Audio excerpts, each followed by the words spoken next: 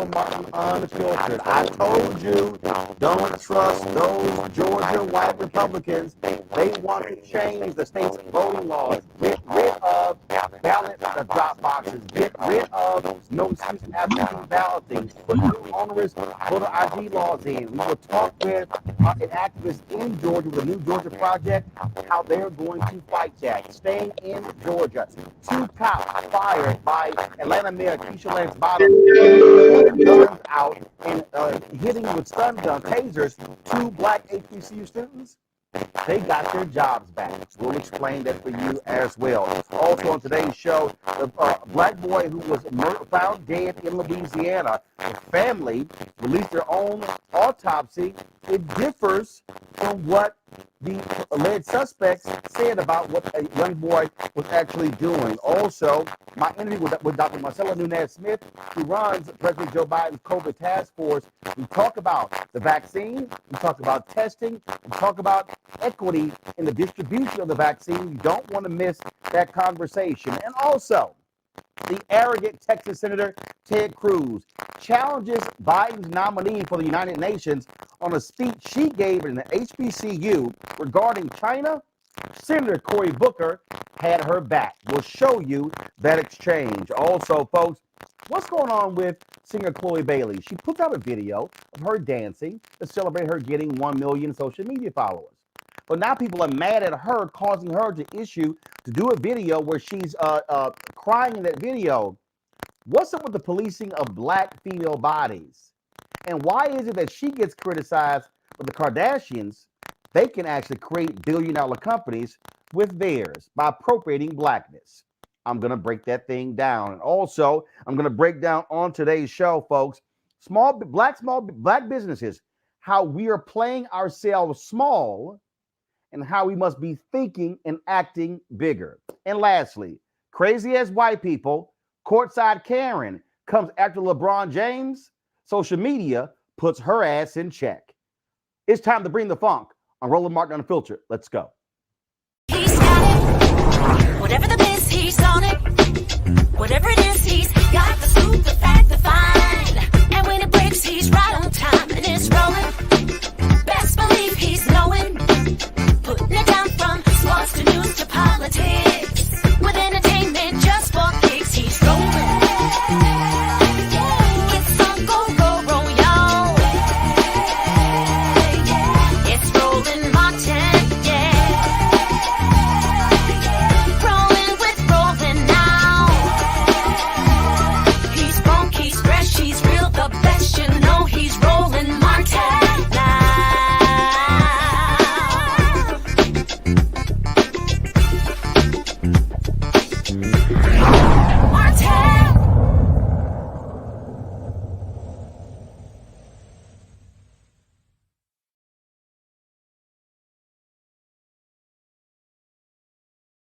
And that Republicans are always going to cheat to win elections. Forget all that BS Donald Trump said. They are all about cheating. They claim that was cheating in Georgia and Philadelphia and Detroit and Milwaukee, but no. Republicans, through voter suppression, they need to cheat to win. Now, after Joe Biden and Kamala Harris win Georgia, after Raphael Warnock and John Ossoff win Georgia, Republicans who passed voting laws to actually make it easier for folks to vote, oh, now they pissed off. Now they are introducing bills in the Georgia legislature to undo those exact voting laws. Folks, they want to actually get rid of ballot drop boxes. Yeah, okay, ballot drop boxes. They also want to stop no excuse absentee voting. Some people are also suggesting ending early voting in Georgia as well. What we are seeing is an attack on voting rights, and this is making clear, folks, why we have no choice. We've got to have Congress pass the John Lewis Voting Act, because this is going to be important for us to actually keep the sanctity of the ballot box. Let me tell you what some of the things that they're actually saying. They actually, the Georgia Speaker Pro Tem literally said, this is about the sanctity of the ballot to ensure there is election integrity. No, this is about Republicans being angry that they got outvoted. They are angry that black people turned out in massive numbers. They're angry that white seniors and white suburban voters have been turning their back on the Republican Party. That is what they are angry about. Folks, let's talk about this right now. Of course, with the CEO of the New Georgia Project, Infot. This has got to be, first of all, you had to expect this here because we saw this in North Carolina when President Obama, when he won North Carolina about 14,100 votes. Then all of a sudden, Republicans come back and change the voting laws. It's been a 10-year battle. They are trying to penalize you and your supporters for actually being successful in getting people out to the polls. Okay, we don't actually have her. So, folks, if y'all can get her on, please, I certainly appreciate it. Someone should have told me she wasn't on. Let's go to my panel. Joseph Williams, senior editor, U.S. News and World Report. Rena Shaw, she is the founder of Republican Women for Biden. Teresa Lundy, principal founder, TML Communications. We're going to be, of course, talking shortly with NSA shortly. But look, this is nuts, Joseph. This is what Republicans do. They need to cheat to win by changing the laws. They want to make it harder for Americans to vote. Again and again and again. This was what the Roberts Court was doing when they hollowed out the protections of the Voting Rights Act. This is what North Carolina did after the Obama election when a judge said that they attacked voting rights with surgical precision. We've seen it in Pennsylvania. We've seen it in Ohio to a lesser degree. We've seen it in Wisconsin. So it's no surprise to me that in a place that they thought they had on lock, now they've got to come back and try to close the door after close the barn door after the horse has already been gone. The question, however, is what the strategy is going to be for Democrats to fight this, not because they don't already have the numbers to vote in large numbers, but because they don't have the state house right now. They don't have the state legislature. And if this thing goes all the way up to the Supreme Court, the Roberts Court is going to do what it, it's going to do what it do. It's going to, gut the rights of voters even further. The only problem that we have here is that Republicans can't win in the marketplace of ideas. Therefore, they have to cheat.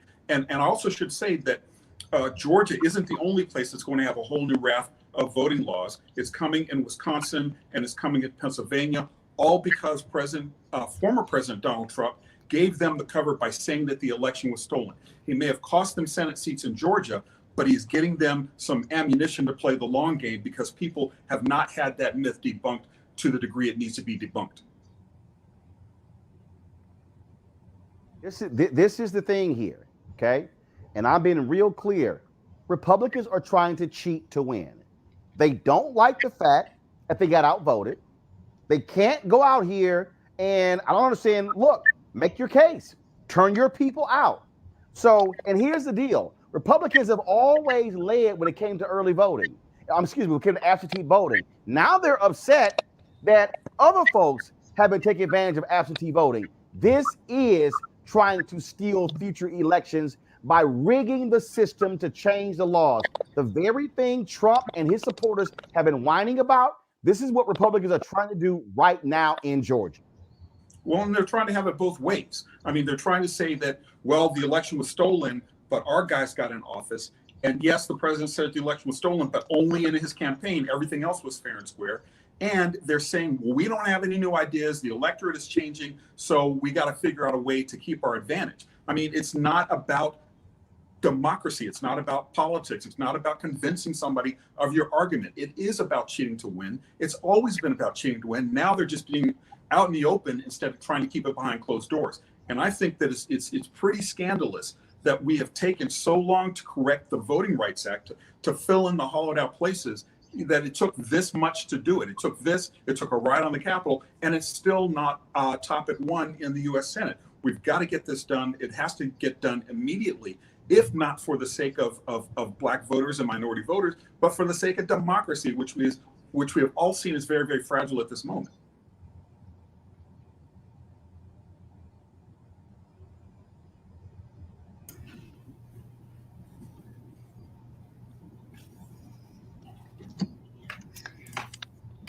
Can you hear me? Now we can hear you. Okay, thank you. Roland, this is about threat. This is the Republicans feeling so threatened by early votes, mail-in votes that they know favor Democrats. And it wasn't about who's at the top of the ticket this time. We look at the history here, and this is a concerted effort because they saw that over 1.3 million people cast absentee ballots before the November general election, and that was a quarter of all votes cast. So I want to look at fact here before I give you some interesting insights here. And it's from the Atlanta Journal-Constitution that ran a poll. And that poll showed that found that most Georgians oppose restricting absentee voting to older voters or those who have a valid reason for not being able to vote in person. The poll also showed that most people support the use of absentee ballot drop boxes, and they don't believe, guess what, those really thoroughly debunked claims of widespread voter fraud. You've got Republican lawyers even saying this stuff, but people are buying it down in Georgia, and Republican lawmakers don't want to face reality. So I got on the phone this afternoon, Roland, and I called some longtime GOP operatives that I have had contact with, and I said, you tell me what you think, because I smell something horrid here. And I don't like it. I just don't like it. This is ridiculous. The pandemic is nowhere near over. Women like me, very young children, stuck at home, different things. Drop boxes are excellent. Being able to mail it in, excellent. Having options. I'm a civic renewal evangelista. I love having options because I want the most number of people to participate as possible. So when I called these folks down there, they said, well, Rena, on its face, it looks fine, but this doesn't cry corruption to me. And these were the conservative arguments that they gave me as pushback. One operative told me, he said, these are all fair proposals and they're aimed at keeping public trust in our systems on both sides. It's aimed at keeping that public trust high. And then he asked me, he said, don't you want to diminish any chance for one side to discredit an election? So setting up clear rules, he's told me, protects democracy by ensuring trust. I said, but we do have clear rules. It's very clear to me that your California GOP folks were the people engaging in the nefarious acts that labeled drop boxes wrong. And these were the people that there was only very few, a smattering of incidents, Roland, of any fraud. And it was from the Republican Party. But this is what operatives say. They say it's about ensuring our election safety and trust in the people. And they're relying on pro-democracy arguments, saying that democracy doesn't work if there's doubt in the people managing the votes. How should we feel that there's doubt in the work of these public servants that have really never done us wrong? So this is what the conservative pushback will be. I do not personally agree with it, but I heard them out and I wanted to share with you those conversations. Teresa, this is what I have always warned people about Republicans. I say this all the time. Black success is always followed by white backlash. In Florida, Desmond Meade, Sheena Meade, and others with the Florida Rights Restoration Coalition, they successfully get Amendment 4 passed. Republican legislature, hell no. We're not about to have 1 million plus folks who are formerly incarcerated all of a sudden get the right to vote. What do? Change the law, go to court, and say, oh no, you got to pay all of your fines and fees before you can get your right to vote. Now folks are having to raise millions of dollars to help people pay back their fines just to get their right to vote. I've already said what happened in North Carolina. Same thing is happening in Georgia. This is why we've got to have Democrats have a backbone in the United States Senate, and they've got to pass the strongest voting law named after John Lewis possible, because if they don't, Republicans who control state legislatures and governors' mansions, they are going to put in some of the most onerous voter suppression laws because they know the numbers are not with them. They want to suppress Black votes, Latino votes, young votes, progressive votes, and even older votes. Here's what's crazy in this one of the proposed laws, Teresa. They literally are saying you cannot vote absentee unless you're 75 years or older. 75. You're absolutely right, Roland. And you know what? For Republicans to even take this type of step, especially during these very difficult times, it just shows the type of meetings that has been happening since Trump has been in office, because this is a coordinated effort that has been happening in states throughout the country, and from Pennsylvania, from Georgia, from any other state where we're now starting to see where Trump lost and where his attorneys decided to back down because they knew it was a losing case. It was dead on arrival, where the conversations finally, came into the forefront. And we're now seeing what these laws are about. It's about banning drop boxes. It's about allowing Republican voters to cast an absentee ballot. It's about when we, go to register for our driver's license, now we don't automatically get an opportunity to vote when we get our driver's license. And it's really unfortunate because that's the only opportunity they know where it is time for people to actually vote. But see, what they're doing is actually counting the numbers, and the numbers don't lie. They may lie, but the numbers don't lie. And the numbers are saying that people are starting to wake up to the BS. They are starting to understand that their voice does matter, and they are seeing it right in front of their faces. So that is why they are scared. That is why they are putting these initiatives together, these bills, also taking all these backdoor meetings, because they know that their traditional ways of running the country are now coming to an end. But you're absolutely right, Roland. Democrats, especially those that claim they're progressive, and African-American Democrats who are in the Senate and in the House, and every minority in between, definitely need to stand up for every single person who is saying our right to vote matters and democracy matters today and not tomorrow. Right now, with the CEO of the New Georgia Project, and say, I keep saying, whenever you have black success at the ballot box, white folks are going to respond. That's what the Georgia Republicans are trying to do. How are y'all going to fight this? Hey, Roland, how you doing? Good evening, everyone. We're going to fight it head on. It is absolutely clear that what we're watching, what we're witnessing is a white lash. You're absolutely right, Roland. We cannot allow these attacks on our democracy, on our elections infrastructure to stand. It's the height of hypocrisy. There is this rhetoric around patriotism and commitment to the rule of law and one person, one vote. And then there's the reality of it. And there is a gap between the rhetoric and the reality. And so the New Georgia Project is working to close that gap. We're putting it on people's radars, letting them think, hey, y'all, they wilding down at the Capitol because they saw Georgia's multiracial, multi-ethnic majority come out and saw that they have the ability to decide elections. And they're going to do everything in their power to stop it, because in the marketplace of ideas, fewer and fewer people are buying what the Republicans are selling. And the only way for them to continue to hold on to power is if they cheat. And so they're cheating. They're trying to take a sledgehammer to our elections infrastructure, and we are preparing to turn up. The thing that's really unfortunate is that they have a governing trifecta. Brian Kemper's our governor. All of the constitutional officers are Republican. There's a Republican majority in the House, Republican majority in the Senate. And so while the legislative pathway feels like it might be foreclosed to us, there's the court of public opinion, there's actual court. And so we are going to use all the tools in our tool belt in order to push back against this. And the thing here that I really need people to understand, when you say the public court of opinion, that has to matter. And in fact, the same language has to be used.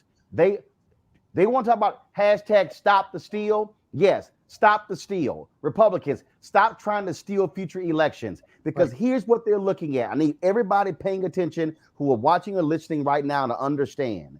Next year, Senator Raphael Warnock is back on the ballot. He won the runoff to fulfill the unexpired term of Senator Johnny Isakson. He has to run for re-election in 2022. They are scared to death of Stacey Abrams running against Brian Kemp.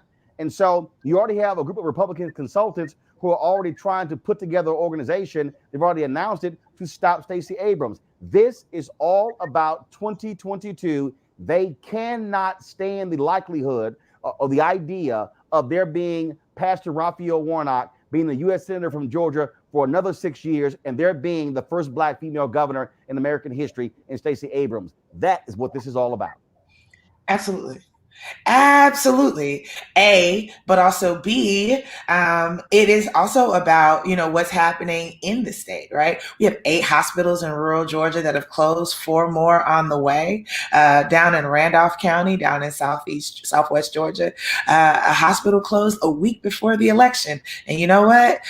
Black folks, 98% showed up to vote in that election. And so controlling the Georgia state legislature, I mean, we're coming for that minimum wage. I remind people that the minimum wage in Georgia is $5.15 an hour.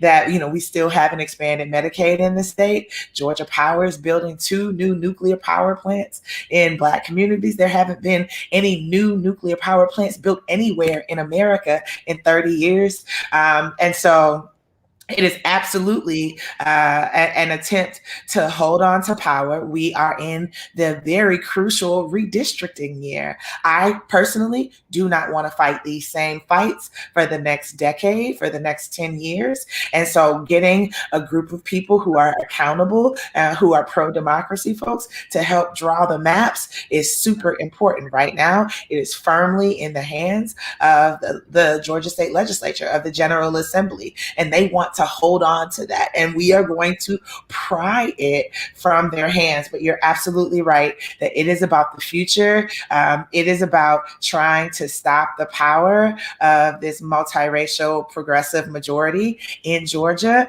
that is spreading across the South. Help do you need? What do you need from people who are not in Georgia? So we are about to launch a couple of things. So we just came off of a pretty intense runoff cycle where we staffed about 100,000 volunteer shifts. That's phone calls, that's text messages to voters, moving them to the polls, encouraging them to go out and vote. We want to turn that apparatus onto some of our local legislators. Listen, what they say in the church, your time, your talent, or your treasure.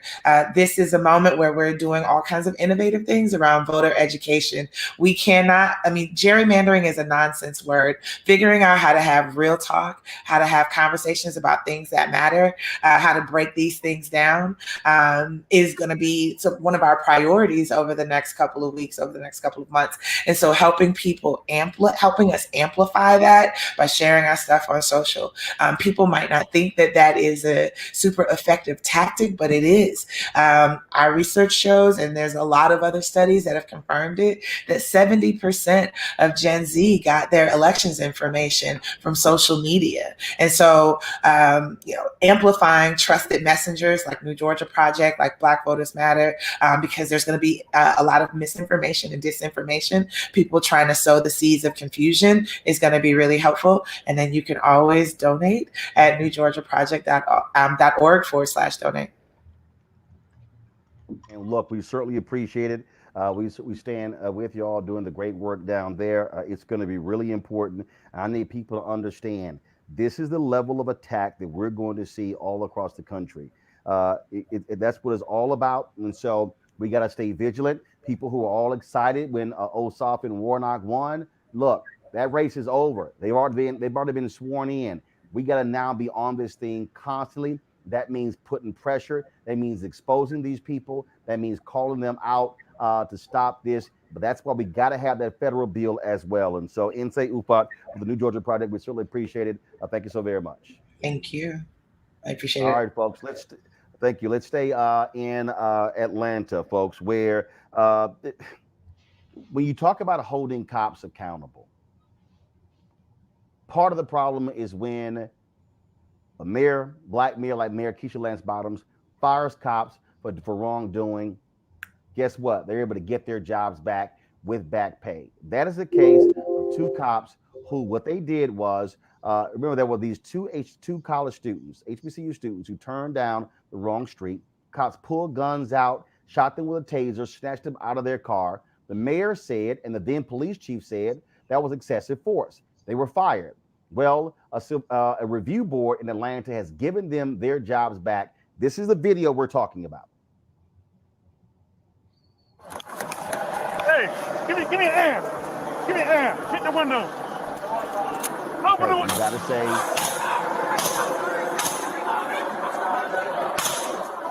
Open the window. Stop car. Put the car apart. Put the car apart. Put the car apart. Put it in park. Put the car apart. Hit the unlock. Hit the unlock. Hit the unlock. Hit the unlock. We're coming, American, in the park.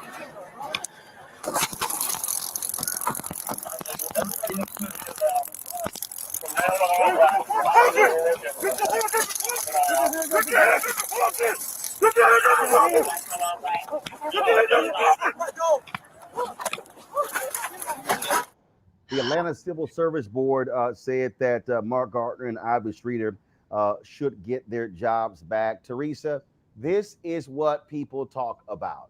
Okay, the reality is this here. The mayor was right and the then police chief were right. It was excessive force. You didn't have to sit here and snatch them out of the car, pull guns on them, threaten to shoot them, and fire tasers into them. Again, this is just disturbing on too many levels. But I hate when you go to me first at these type of videos. But it also shows that the communication with the officers, it just seems like it's nothing but fear. You know, Black people just are scary, apparently, to them. It's like you got direction from the right of the passenger saying, get out the car, put your hand on the steering wheel. Then on the left, it's, you know, put the car in park. There's so many directives that the cops aren't even on the same page. And so, you know, the college students are like, listen, I just need you to hear what I'm saying. And they're like, we're not trying to hear anything at all. Either get out the, so it's obviously an excessive force by every means. But it also shows that the police officers are not trained in handling, and maybe it should just be a course in their new program study on when before they come out into the streets, is how do you handle minorities, Black people? It's really intolerable at this point. But for them to be reinstated, it also shows, you know, the lack of authority that is happening, and how that the public pressure still needs to happen. Because, you know, this is just unfortunate, because these guys should not be reinstated. It kind of just seems like the same old tradition when it happens with the police department, where they'll take them off the desk, they'll put them on desk duty, and then they'll put them back in the field, you know, thinking when it all calms down. And that just shouldn't be allowed anymore. Lied. We covered this story. One of the cops said that one of the occupants in the car pulled a gun out. It was a flat out lie. There was no gun shown on the body camera footage. And this is what I keep saying. If cops lie in their interviews and the police reports, that should also lead to firing.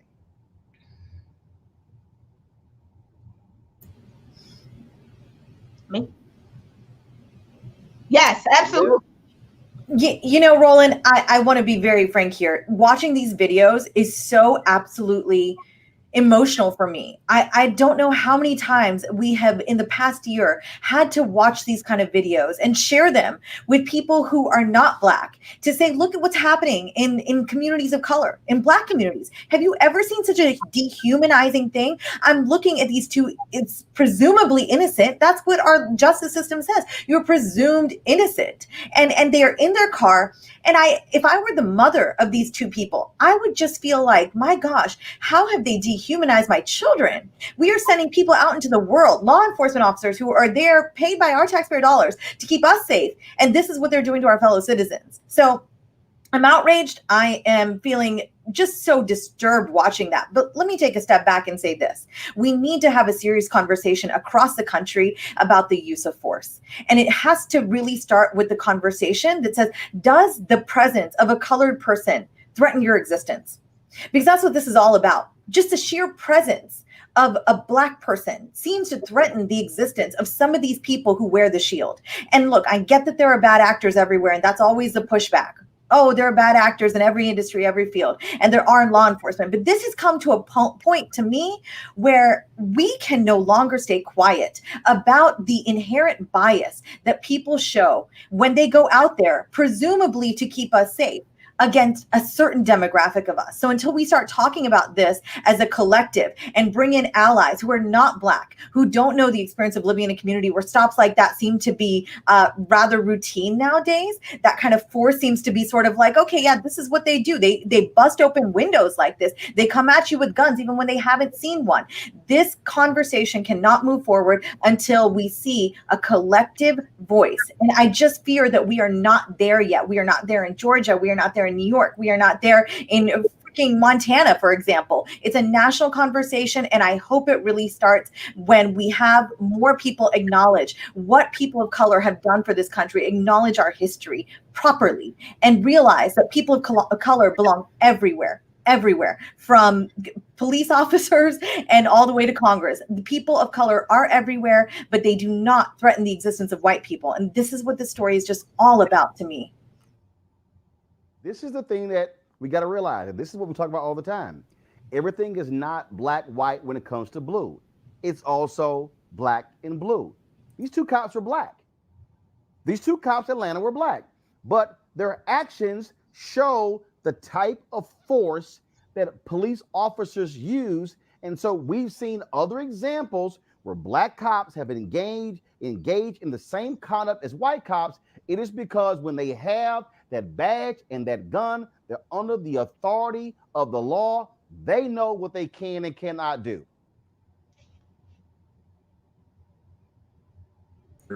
When I'm seeing the video, I have two things that come to mind. The first is the culture. Black in blue it's a terrifically hard job, but they can be susceptible to the kind of culture that we see all around us. I mean, you go into a police department. I used to cover cops. I was an old cops reporter back in the day.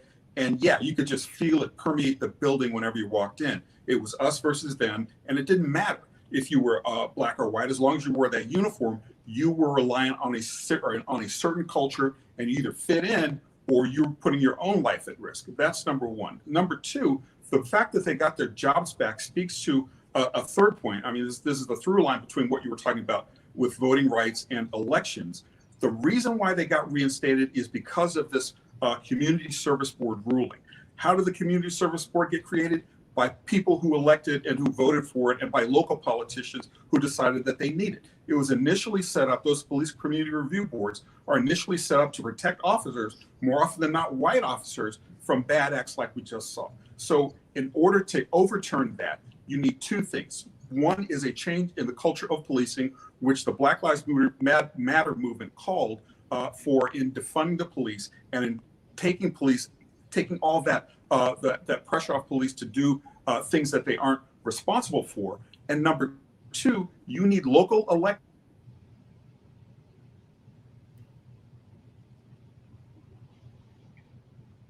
contracts that don't allow bad cops to go back on service.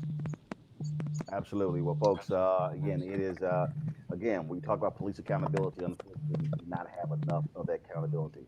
Let's give you an update on a case in Louisiana, folks, where attorneys have released an independent toxicology report that found that 15-year-old Quawan Bobby Charles had traces of alcohol and marijuana in his system when he was found dead in a Louisiana sugar field in November. Now, we covered this story where this young man was found. This woman and her son said that, oh, they picked him up. But if you saw the photos, the gruesome photos, folks, that reminded us of Emmett Till, something really gruesome happened here. Now, Janet Irvin, a white woman whose 17-year-old son was friends with Charles, was one of the last people to see him alive. She told authorities that Charles got high on hallucinogens and wandered off on his own. Now, after seeing the toxicology report, Charles's family attorney suggests Irvin's claims are false and that foul play was a factor in his death. Now, Charles' family, they've been asking authorities to arrest Irvin, claiming she knows more about the teen's disappearance. And this is a really, really strange story, Rena, because this black kid comes up missing. Mom didn't know. He's away for hours. Cops say, oh, he's probably at a football game. Then they find his body, face just, I can't even describe it. I don't want to show the photos. We showed them initially. We showed a picture of him and then him on the autopsy table, and it is beyond gruesome. And the fact that no one has been arrested, this is only a person of interest, makes it even more painful for this family who've been demanding answers from the cops there since November. You know, if this wasn't Louisiana, I'd be saying, here's the thing. Everything should be investigated to the full extent of the law. The investigation should be thorough. Conclusions shouldn't be jumped to, nor should the accused be dismissed without being investigated. That's my initial thought, because the law protects both the accused and the victimized. But we know what happens in certain places in this country where colored people do not, let me just put it this way, get a different form of justice.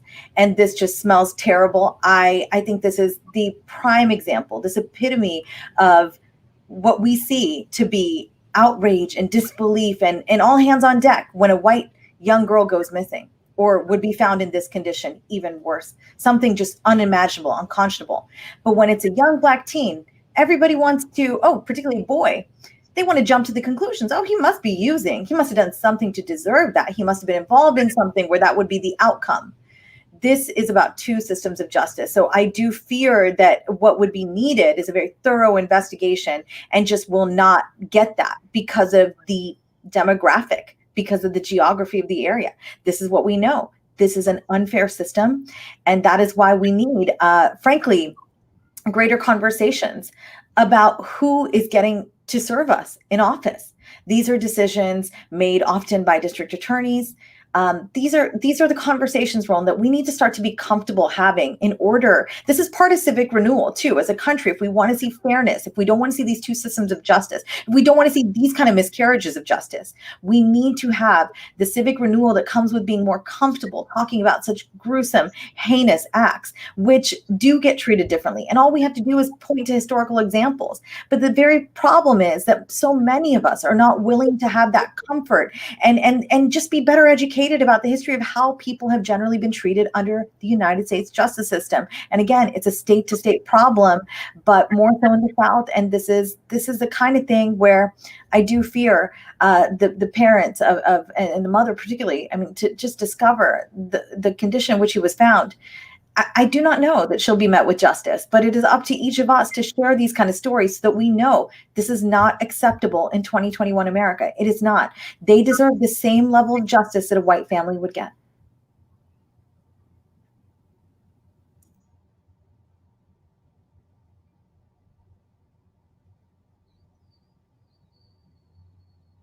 Joseph? Issue we have here. Again, there's another through line here, and that is the fact that when you've got rural parts of the country like this, rural Louisiana, more often than not, the sheriffs are elected. They aren't professional law enforcement, they're politicians. And Emmett Till is a pretty apt comparison here, because you've got a young man, 15 years old. Why is he hanging out with a 17-year-old and the 17-year-old's mom? How does the mom know that this young man was using drugs? And how does a young man like that drown in 2 feet of water? We don't have a lot of answers to those questions. And I would submit that the reason why we don't have a lot of answers to those questions is because we're not dealing with a particularly professional police department. Elections matter, rural elections matter, local elections matter. So you presumably have a elected sheriff's department here that is not taking this as seriously and probably don't have the tools to take it as seriously. So until that, and with the layer of racism over that, the layer of what we know to have happened in past decades in rural Louisiana, with that as the overlay, it's probably going to be a very long time before we figure out what's going on here. Probably the Justice Department needs to get involved. They may do that now that Trump is out of office, but there are a whole lot of questions that need to be answered. They probably won't get answered at the local level, and they probably won't get answered until a more professional, more thorough law enforcement examination was done, including asking all these unresolved questions about why a 15-year-old and a 17-year-old were friends, and why their mom kind of went along with them on this excursion, and how she knew that this kid was taking drugs. Teresa Lundy? Yeah, this is this story in itself is just too telling of so many situations that's been going on across the country. But I think something that I think we all can do is figure out our own resources. I think, young lady, sorry if I mispronounced your name, Rue, was on point about those conversations. But I think, the questions that we're all asking here today are common sense. It's common sense, if those who are in leadership in that specific county wants to actually take this story apart and actually do a full out investigation, justice hopefully will be served. But I do think we all have our own individual resources that we all can reach out in some way to help this family through this difficult time.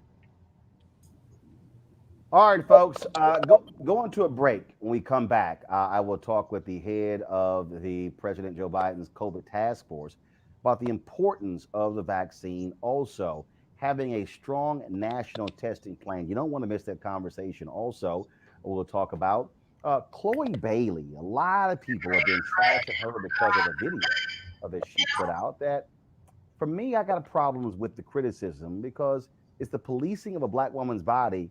And these same folks have no problem with the Kardashians and the Jenners using their bodies, appropriating blackness to build billion-dollar companies. And why are black businesses playing themselves small? I will deconstruct that.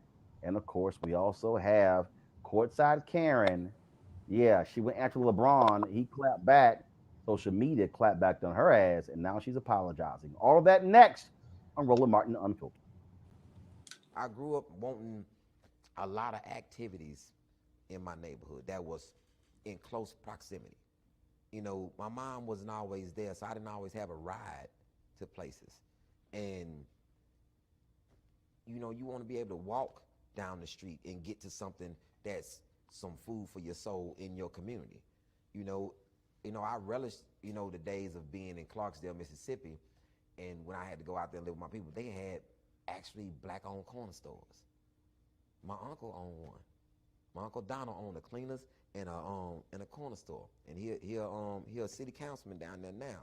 And it's like, that was big for him. He was like, yo, man, you got to own something. Got to own something. His wife was named Louise. It always killed me. I used to call him George Jefferson. His name was Donald because his wife was named Louise. And that was big to see my family own and stuff. And it just cultivated what my dad told me. My dad, it's not a lot. He didn't say a lot of good stuff, but the three things that he did give me: play chess, so you'll be a thinker. You don't have to work for nobody. He told me that. I say, you don't have to work for nobody. The same energy that you put into for somebody else, you can put that same energy into for yourself. And then he'll go into his spiel. See, they talking about black people don't want to work. Black people just don't want no job. You know what I'm saying? We don't work for nobody else. We want our own stuff. Give me my own stuff. I come to work every day. You know what I'm saying?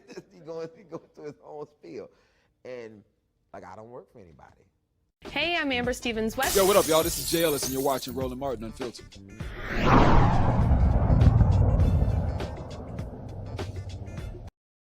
No charcoal grills are allowed. It's time to be smart.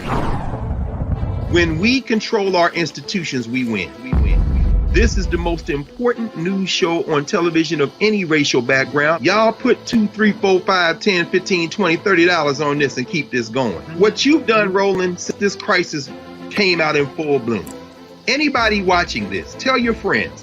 Go back and look at the last 2 weeks, especially of Roland Martin Unfiltered. I mean, hell, go back and look at the last 2 days. You've had sitting United States senators today, Klobuchar and Harris. Whatever you have, you can bring to Roland Martin Unfiltered to support it. Please do, because this information may literally save your life. Watch Roland Martin Unfiltered daily at 6 p.m. Eastern on YouTube, Facebook, or Periscope, or go to RolandMartinUnfiltered.com. Support the Roland Martin Unfiltered Daily Digital Show by going to RolandMartinUnfiltered.com. Our goal is to get 20,000 of our fans contributing $50 each for the whole year. You can make this possible. RolandMartinUnfiltered.com. Every single night, we've got some of the top black experts. You're not going to see them on cable news or broadcast news because you swear black people aren't experts when it comes to this health crisis. That's why we have this show and why we do what we do every day on Roland Martin Unfiltered. Joining us right now is retired General Russell Honore, the nation's first black Surgeon General. Dr. Joycelyn Elders. John Hope Bryant, he is the founder of Operation Hope. Senator Kamala Harris of California. Dr. Sadrina Calder, retired General Lloyd Austin. Congresswoman Karen Bass, Commissioner Omari Hardy. Bureau President in Brooklyn, Eric Adams. Dr. Joseph Graves, America's Wealth Coach, Deborah Owens. Dr. Corey Abear, Patal Saul. Howard University student, Pastor Jamal Bryant, Dr. Christy McDowell, Benja Ajilore, senior economist at the Center for American Progress, Gilda Daniels, again, author of the book, The Crisis of Voter Suppression in America. 4 stars, General Kip Ward. Dr. Oliver Brooks is president of the National Medical Association, president of the American Medical Association, Dr. Patrice Harris. Joby Benjamin, Dr. Alexia Gaffney, infectious disease specialist, Dr. Georges Benjamin, executive director of the American Public Health Association, Malcolm Nance, family medicine physician, Dr. Jen Caudle, Dr. Tashaka Cunningham, a molecular biologist, Kat Stafford. She's a national race and ethnicity reporter for the Associated Press. Dr. Wayne A.I. Frederick, who is the president of Howard University, Congresswoman Yvette Clark from the state of New York, William Springs, AFL-CIO economist, Andrea James, executive director of the National Council for Incarcerated and Formerly Incarcerated Women and Girls. All right, let's go to Capitol Hill. Congressman Gregory Meeks, Congresswoman Eddie Bernice Johnson of Texas, Congresswoman Barbara Lee, Minnesota Senator Amy Klobuchar, mental health clinician Jamie Singletary, Prince George's County State's Attorney Aisha Brayboy, as well as Dylan Hayrie, ACLU Justice Division strategist. Dr. Cindy Duke, she is a virologist. Principal Steve Perry of Capitol Prep. Health and wellness specialist Dr. Yolandra Hancock. Desmond Meade, president of the Florida Rights Restoration Coalition. Cliff Albright, who is the co-founder of Black Voters Matter. Michael Harriet with the Root. Mina McWhorter, founder of Love by the Hand. Dr. Julian Malvo, economist, president, Emerita Bennett College. Coroner Michael Fowler is the mayor of Atlanta. Keisha Lance Bottoms, mental health therapist Suzette Clark. Justin Gibney, attorney and political strategist, and Bishop Vincent Matthews Jr. Dr. Suzette McKinney, CEO and executive director of the Illinois Medical District. Dr. Leon McDougall, president-elect of the National Medical Association. Jana Bailey, mayor of Moss Point, Mississippi, Mario King. We're going to keep driving this thing to make sure our people are fully aware, safe, protected from coronavirus. You getting the top medical experts, top business experts, top political experts, top religious experts, because that's why we do what we do. Unapologetically and unfiltered. Ain't nobody else in the black media space doing what we do. Watch Roland Martin Unfiltered daily at 6 p.m. Eastern on YouTube, Facebook, or Periscope.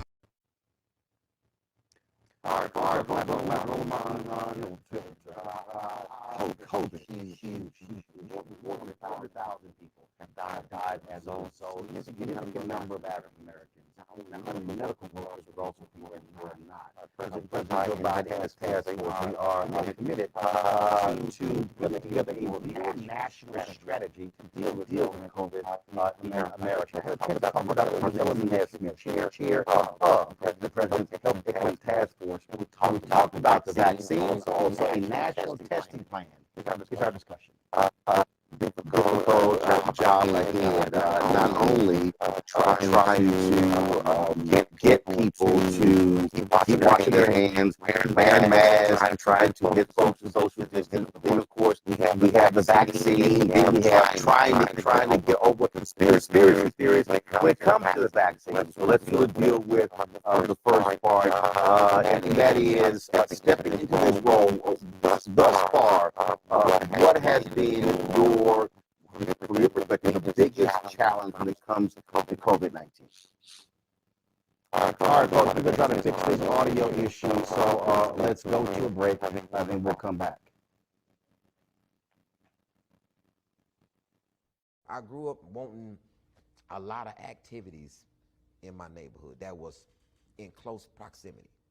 You know, my mom wasn't always there, so I didn't always have a ride to places. And, you know, you want to be able to walk down the street and get to something that's some food for your soul in your community. You know, I relish, the days of being in Clarksdale, Mississippi, and when I had to go out there and live with my people, they had actually black-owned corner stores. My uncle owned one. My Uncle Donald owned a cleaners and a corner store, and he a city councilman down there now. And it's like, that was big for him. He was like, yo, man, you got to own something. Got to own something. His wife was named Louise. It always killed me. I used to call him George Jefferson. His name was Donald. because his wife was named Louise. And that was big to see my family own and stuff. And it just cultivated what my dad told me. My dad, he's not a lot, he didn't say a lot of good stuff, but the three things that he did give me: play chess, so you'll be a thinker. You don't have to work for nobody. He told me that. I said, you don't have to work for nobody. The same energy that you put into for somebody else, you can put that same energy into for yourself. And then he'll go into his spiel. See, they talking about black people don't want to work. Black people just don't want no job. You know what I'm saying? We don't work for nobody else. We want our own stuff. That's it. Give me my own stuff. I come to work every day. You know what I'm saying? he going to his own spiel. And like, I don't work for anybody. Hey, I'm Amber Stevens West. Yo, what up, y'all? This is Jay Ellis, and you're watching Roland Martin Unfiltered.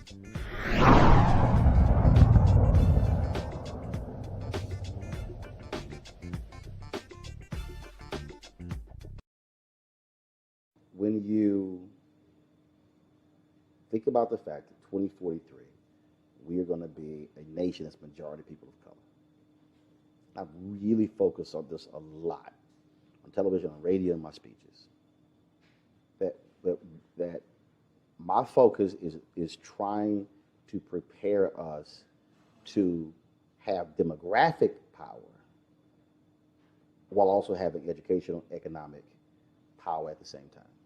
Because there's nothing worse than having demographic numbers, but then you still don't have that economic power, that political power, and education power.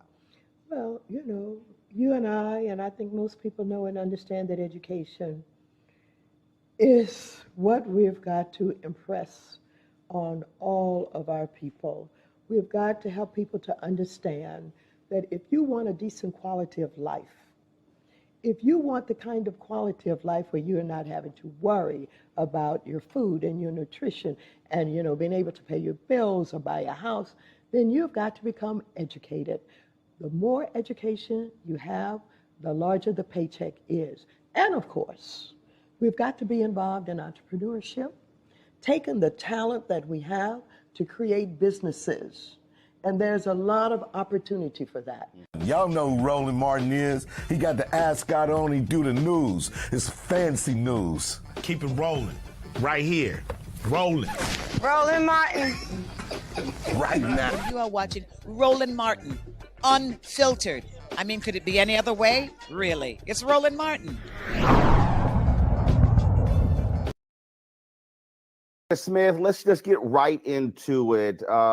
You have a very, very difficult job ahead, not only trying to get people to keep washing their hands, wearing masks, trying to get folks to social distance, but then, of course, we have the vaccine. Then we have trying to get over the conspiracy theories when it comes to the vaccine. So let's sort of deal with the first part. And that is stepping into this role.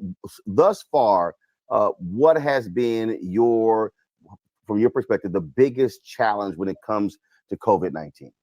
Yeah, so great. Thank you so much for having me.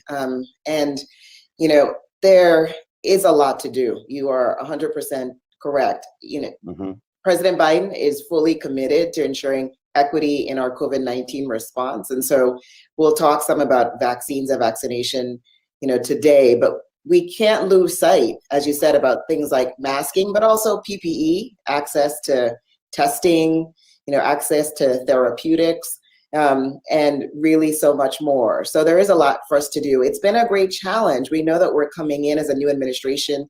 The former administration, you know, unfortunately did not have a coordinated national strategy, and certainly one that was not centered on equity. And so, you know, that is a big challenge. And then for us, in a very practical way, you know, we have to do much better in terms of the data that are available to help guide our response and make sure it's equitable. Could not agree more, though, that as we look forward, we have to be thinking about issues of access in vaccination, but also acceptance. And that gets right to your point about disinformation and the campaign we need to mount against that. When you talk about that particular plan, there were some people who said that the Biden administration was wrong to say that you are having to start from scratch. I mean, obviously that was a task force. Obviously there were things that were already done, but when I heard from start from scratch, what I really heard was a comprehensive, fluid, competent plan that brought along all stakeholders, as opposed to sort of these bits and pieces and this disjointed plan, and this whole idea that frankly we saw from the Trump folks, just leave it up to the states, when the reality is, when you have something like this, it really requires the marshaling of the federal government resources to then say, we're the federal government, here's what's sitting down to the states, what's going to the counties, what's going to the cities, and it has to be organized and methodical versus hit and miss. Absolutely. You know, what we have seen emerge is this patchwork, right? A patchwork across the country. And I give a lot of credit to states and local health officials. I mean, working with very limited resources, quite frankly, and trying to step up to the plate for, you know, everyone who lives in their communities. But, you know, President Biden and this administration's plan is about bringing the federal resources to bear. We do need national coordination. There's absolutely a role for the federal government to play here.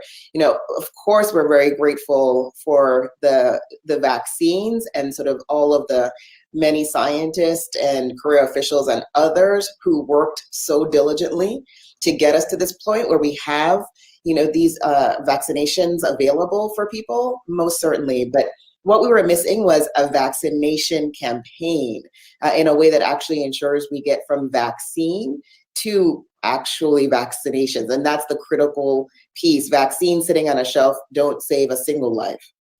So I'm definitely going to get to vaccine, but one of the things that I'm still sort of not quite understanding. I remember the big old news conference with Walmart and CVS and Walgreens, and we were going to have these massive drive-through testing locations, things along those lines.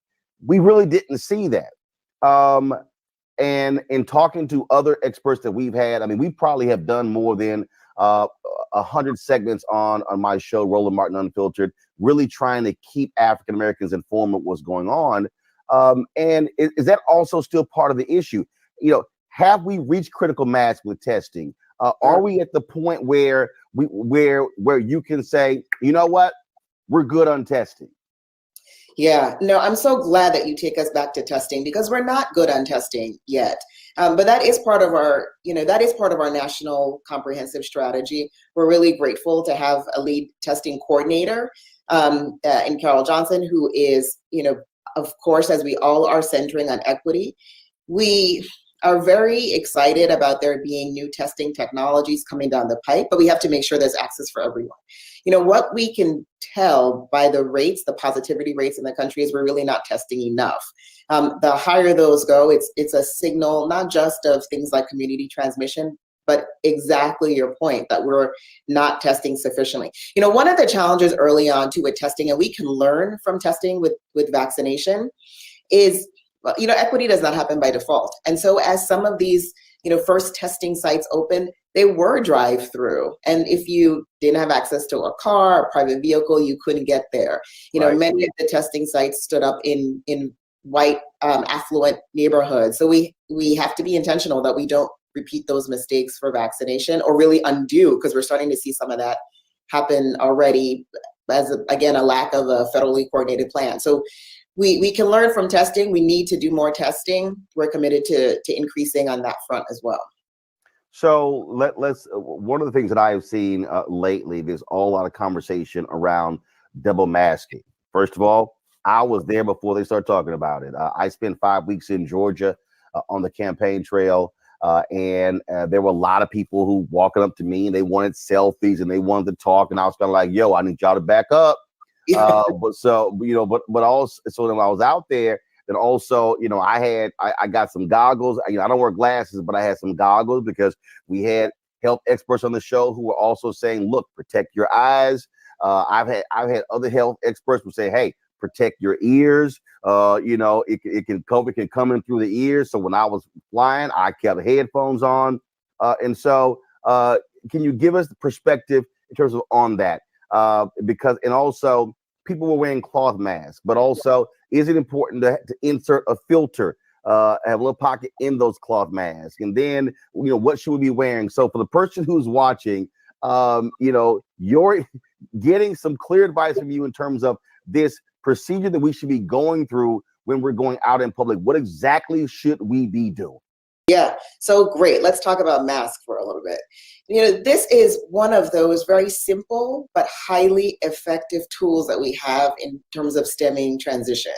So we have to, we have to commit all of us to wearing our mask and to wearing them properly. So I'll talk in a second about kind of the different types of masks as you raised, but the key is if you're wearing a mask, it's got to be over your nose and mouth. And so I've seen people who are kind of have the quote unquote kind of right mask on, but they're wearing it incorrectly, and therefore it's wearing it on their chin or on their. I'm like, yo, can you pull that up, please? Yes. And so that is the thing. And I'm like, we don't need to protect our chins, right? And so we gotta do better with that. I'm glad that you reach out to folks. I mean, I reach out to folks too when I see them in the grocery store and other places. Just a general reminder, your mask has slipped. And I have to say, by and large, like people are good about that, but we got to wear those masks correctly. So I think that's number one: is we got to wear them, and we got to wear them the right way. Your question is great about kind of the kinds of masks. We always say if you're going out in public, you got to kind of wear the best mask you can. So let me just kind of walk us through the different kinds of masks that exist. So you have the cloth mask, right? And then I'll talk some more about the layers there and filters. But that is, that's the sort of the minimum, I would say, in terms of the strength of the mask. And then from there, you have the surgical mask, right? So those are often blue or pink, a little bit higher grade. And then you sort of move on to these N95s. We talk a lot about those, especially for our healthcare workers. So let's go back to cloth. If you're going to be using a cloth mask, it's really important that it be multi-layered. 3 layers tightly woven is what is ideal, with a filter pocket if you can. I have these masks myself. I have a filter pocket in them. It doesn't have to be complicated. You know what I use for my filter? I use coffee filters, right? So just regular coffee filters, or you can use unscented dryer sheets. You just slip it in. So what is 3? Okay, you said 3 layer. Okay, I need you to explain 3 layer, because does that mean that does it mean that there are 3 filters? Is it 3 masks? Is it so? Because again, I hear that and I see all of these promotions, and we've got 3 layers and 5 layers, and I'm sitting there going, that's a mask. Right, exactly. So this is about how thick typically this will be a cotton, how thick the fabric is. And so, if you think about like, a single ply t-shirt or something, right? So you want the 3 ply, you want this sort of the thicker fabric. One of the best things to do is hold your mask up to the light. Like if you can see through that mask, it is not thick enough, right? It's basically not going to provide you the level of protection you need. So if you're using a cloth mask, definitely for that 3 ply, please avoid fleece. People, I see them kind of the gaiters. We don't have good science to support those at all. In fact, some science suggesting those are worse. So start with that cloth mask. If you're using the cloth mask, that 3 ply with a filter is what's ideal. Again, a little stronger than that is the surgical mask. And then the strongest, of course, is the N95. We haven't seen anything that says there's harm, right, in wearing 2 masks. So certainly if people feel more comfortable with that, there isn't science suggesting against that. But the CDC is the best place to go for the most current guidance on masks and what kinds of masks to wear. So you said N95, but I've been seeing a lot of K95. What is K95? Yes, exactly. So this has to do with kind of the countries where it's made. Most often there are the KN95 masks. There's good data to support that. One of the things to keep in mind is the fit of the mask. Back to what we were just talking about, some of why we see people with the mask low is because it's really not a good fit for them, and it is in fact slipping. So the mask, again, the wearing it appropriately is key. So whenever you put the mask on, be it the cloth one or a KN95 or an N95, right? The idea is to make sure that it is really close, flush to your face, right? And that there aren't ways for your air to sort of be seeping out the sides. But KN95s, there's good evidence there as well for them in terms of protection. We have to wear these masks. We have the new variants now as well. So more reason to be very vigilant about our mask wearing. Perfect example. I'm sitting here, I'm flying, I was flying to Atlanta to cover the Senate race. And this woman had, Doc, I am not lying. She had this plastic guard and it was covering her mouth. Okay, that was one. She did not have a mask on. But here's the crazy thing. The guard was actually extending out like an inch or so. And I'm sitting there and I'm going, and it came up to right above her lip. And I'm looking at her going, that ain't actually solving a damn thing. You were literally, she's talking. I'm like, boo. Yeah. That does not protect you or anybody. Right. That's useless. And then when you see, so what about also, everybody's selling these things, these clear coverings, and people think, oh, I can put it over my face, so I don't have to wear a mask. I'm still going, no, that's still a problem, because if you're talking, it's coming out the bottom or it's coming out the sides. Correct? Yeah, that's correct. You know, we really need to wear masks. That's what we have to do. And I know some people add on face shields for extra protection. I mean, to your point earlier, you know, protecting your eyes and others. And so, you know, there really aren't substitutes for the mask. I mean, there are a few people who, because of medical conditions, for example, you know, cannot wear masks, and we understand that. And that really, I think, makes us all the more responsible to take care of our neighbors in that way when people have a medical reason they can't wear a mask. But otherwise, it's wearing that mask. And then, of course, you know, no harm in added protection if you add on a face shield over, right, to help protect your eyes. You know, one of the things, if I might to say too, because I think we don't often think about this, we know that kind of being indoors and depending on the kind of ventilation, that's the highest risk setting for transmission. You know, so we have to be very, very consistent in wearing our mask when inside. Sometimes that means when inside our homes. So, you know, if somebody in your house is going out, and have to, many of us do, to go to work or run errands or other things. But, you know, if you're going to be going out and in high risk situations and you live with someone who is at high risk for severe COVID-19, you know, we can wear the mask at home too. And that's helpful. We do that here in my house. We have a multi-generational home. And so let's remember that our homes are also indoor, and we got to keep each other safe in our homes as well. You talked about where we are in terms of when it comes to communicating to folks with the vaccine and having a campaign. And you talked about equity. I'll tell you, as I'm watching this thing unfold, I watch where the Trump folks wanted to spend some $250 million on this ad campaign that was really about trying to bolster their poll numbers. You don't have to say it. I will. That's what it was all about. Then it was eventually scrapped. The concern I have goes back again to equity. Typically, when these things happen, the dollars are not being spent on Black platforms like the one that I have. They're not reaching the critical customers. There's sort of this broad deal. It's part of this task force strategy as well to say, look, we've got to ensure that if we are now communicating with key constituencies, African Americans have died at a much higher rate proportionally to population than anybody else. Black medical workers have died disproportionately higher than anybody else. And so how are you crafting a communication education plan to ensure that it is being communicated to those audiences, but from sources that they trust? That they trust. You hit the nail on the head, right? This is what I would say. You have to, this is everybody, this is a shared understanding in the Biden-Harris administration, right? That what our role is in terms of the federal government and the administration is to support those pre-existing relationships and platforms, right? Where we know that the content has to be tailored, most definitely. You know, people have a right, absolutely, to be asking these questions. We need to answer them clearly and consistently.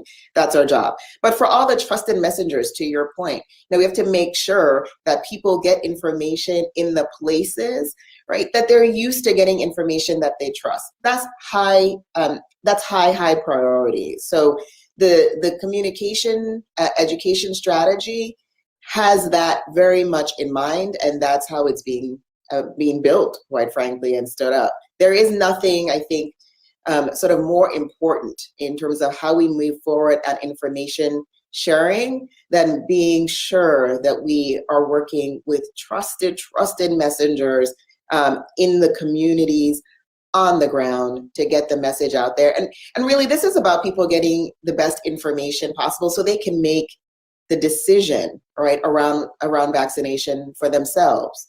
And that is something that, again, I mean, we have, look, my show is a 5-day-a-week show, and we've had HBCU experts, epidemiologists, we've had infectious disease experts, ER physicians. I mean, we've sort of been blanketing this because for me, look, I've been in Black media for 2 decades, and our audience, their deal is, okay, Roland, what do you say? And what do these folks say? And we also know, based upon numerous surveys and polls, that African Americans get better care from Black physicians and healthcare workers. And so to me, this is also, I think, something that is critically important, that the folks who are out there creating these proposals, who are spending these dollars, have got to understand that you've got to target these media. I don't care if it's this small Black newspaper, if it's this website, this digital platform, and this podcast, because to me, it has to be constant messaging. Because I can tell you, Doc, whenever we have these conversations, I'm monitoring my Facebook page, my YouTube page, Periscope page, and I'm seeing conspiracy theories. Yes. I'm seeing talk about Tuskegee, and they're bringing all these things up. And African Americans are, there's a lot of it out there, and we have to counter that. So speak to that. How do we counter this whole deal? No, man, they trying to kill us with this vaccine. And then you have celebrities out there who are throwing things out. I get people who said Mr. Louis Farrakhan said this, and this pastor said this, and so we're battling internal issues when it comes to sowing seeds of discontent when it comes to a vaccine. I know.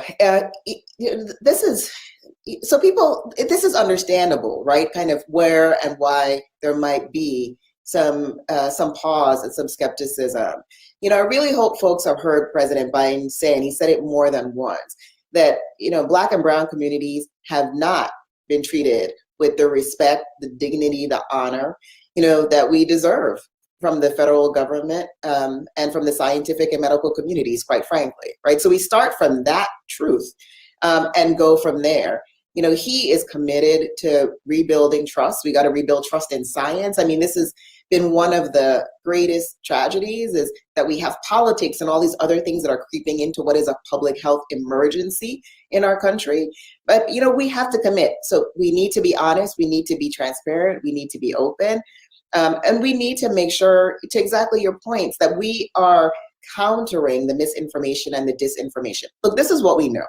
The vaccines that have been approved for emergency use authorization, they are safe, right? They are effective. What I think some people don't understand too, what's different now maybe than Tuskegee, is we can think about the representation in terms of the scientists who developed these technologies, who were part of the process to create these vaccines, to review these vaccines, right? With equity at the center. When we think about who was in the clinical trials, right, about 30% of participants identified as of color. So there's good representation, I think, in the clinical trials. So these are all, I think, just important pieces of information people need to have. And of course, the sort of top point is what we do know with certainty is that COVID-19 is an existential threat in our communities. We are getting hit disproportionately in communities of color in particular. And so we have a tool now in the vaccine that will get us right to the other side of this pandemic, to our new normal. And we have to keep that front of mind. Is given the data that we have today, vaccination is really what makes sense.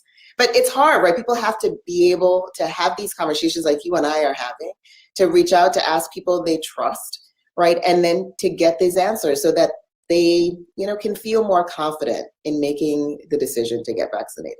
Well, Dallas County to Texas did something I thought was really significant. They want to distribute their vaccines to high-risk population. It wasn't based upon age.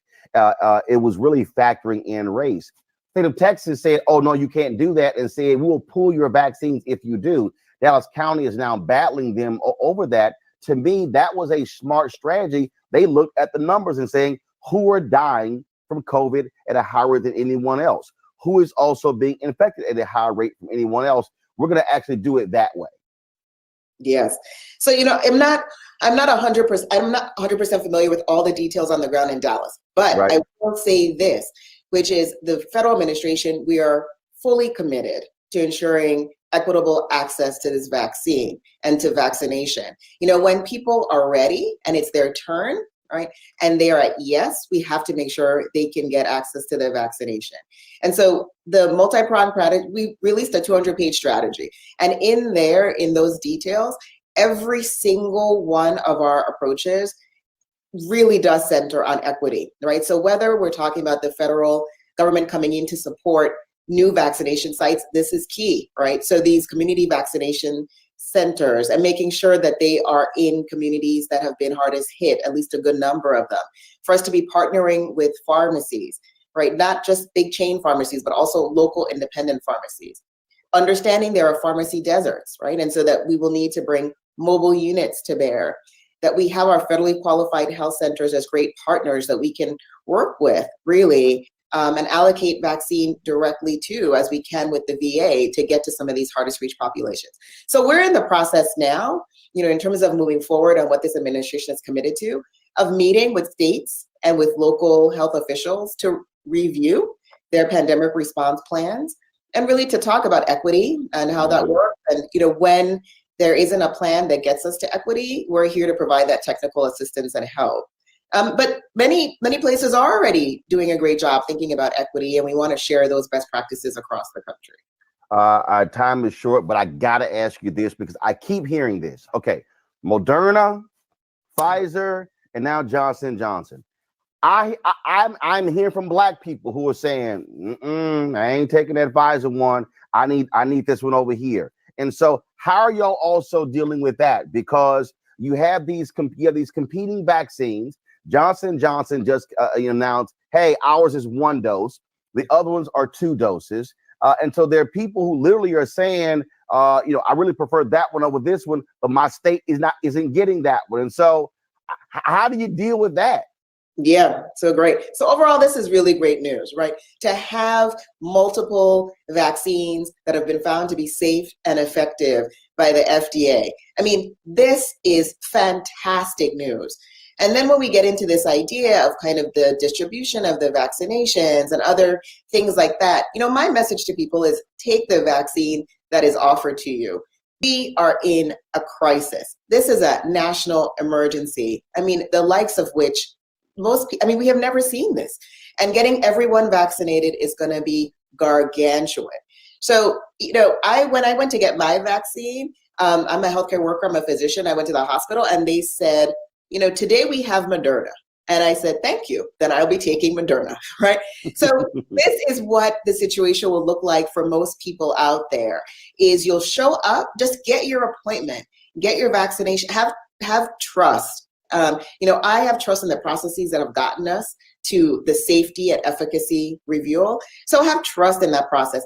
Get the vaccination. Know that we're following up. People need to understand some of the things that are normal. Like after I got my vaccination, my arm was sore for 2 days, right? I know that oftentimes with that second vaccination, people can have a day or two of chills and fever, right? Might even need to take off of work. We need to get out there and let people know what is normal and what to expect when you go get vaccinated. But, fundamentally, this is a good problem to have, that there are different vaccines out there. That means we can get more people vaccinated quickly, which is the goal. I saw a story the other day that I just loved. I think it was in Oregon, where there was some health workers and there was a car accident. and they had these vaccines and they were going to expire in 6 hours. So they literally got out of the car and said, well, we got them.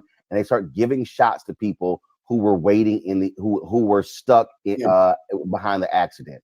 And so health workers out there are doing an amazing job trying to keep people safe. And so I think we certainly salute them.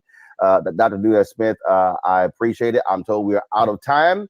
You are more than welcome to come back. Again, we do about 25 to 30 million views a month. We target African Americans, and it's all about getting quality information out from trusted sources. So please don't hesitate to reach out to us at any time. Thank you. Thank you for all you're doing. Be well, everybody. All right, take care.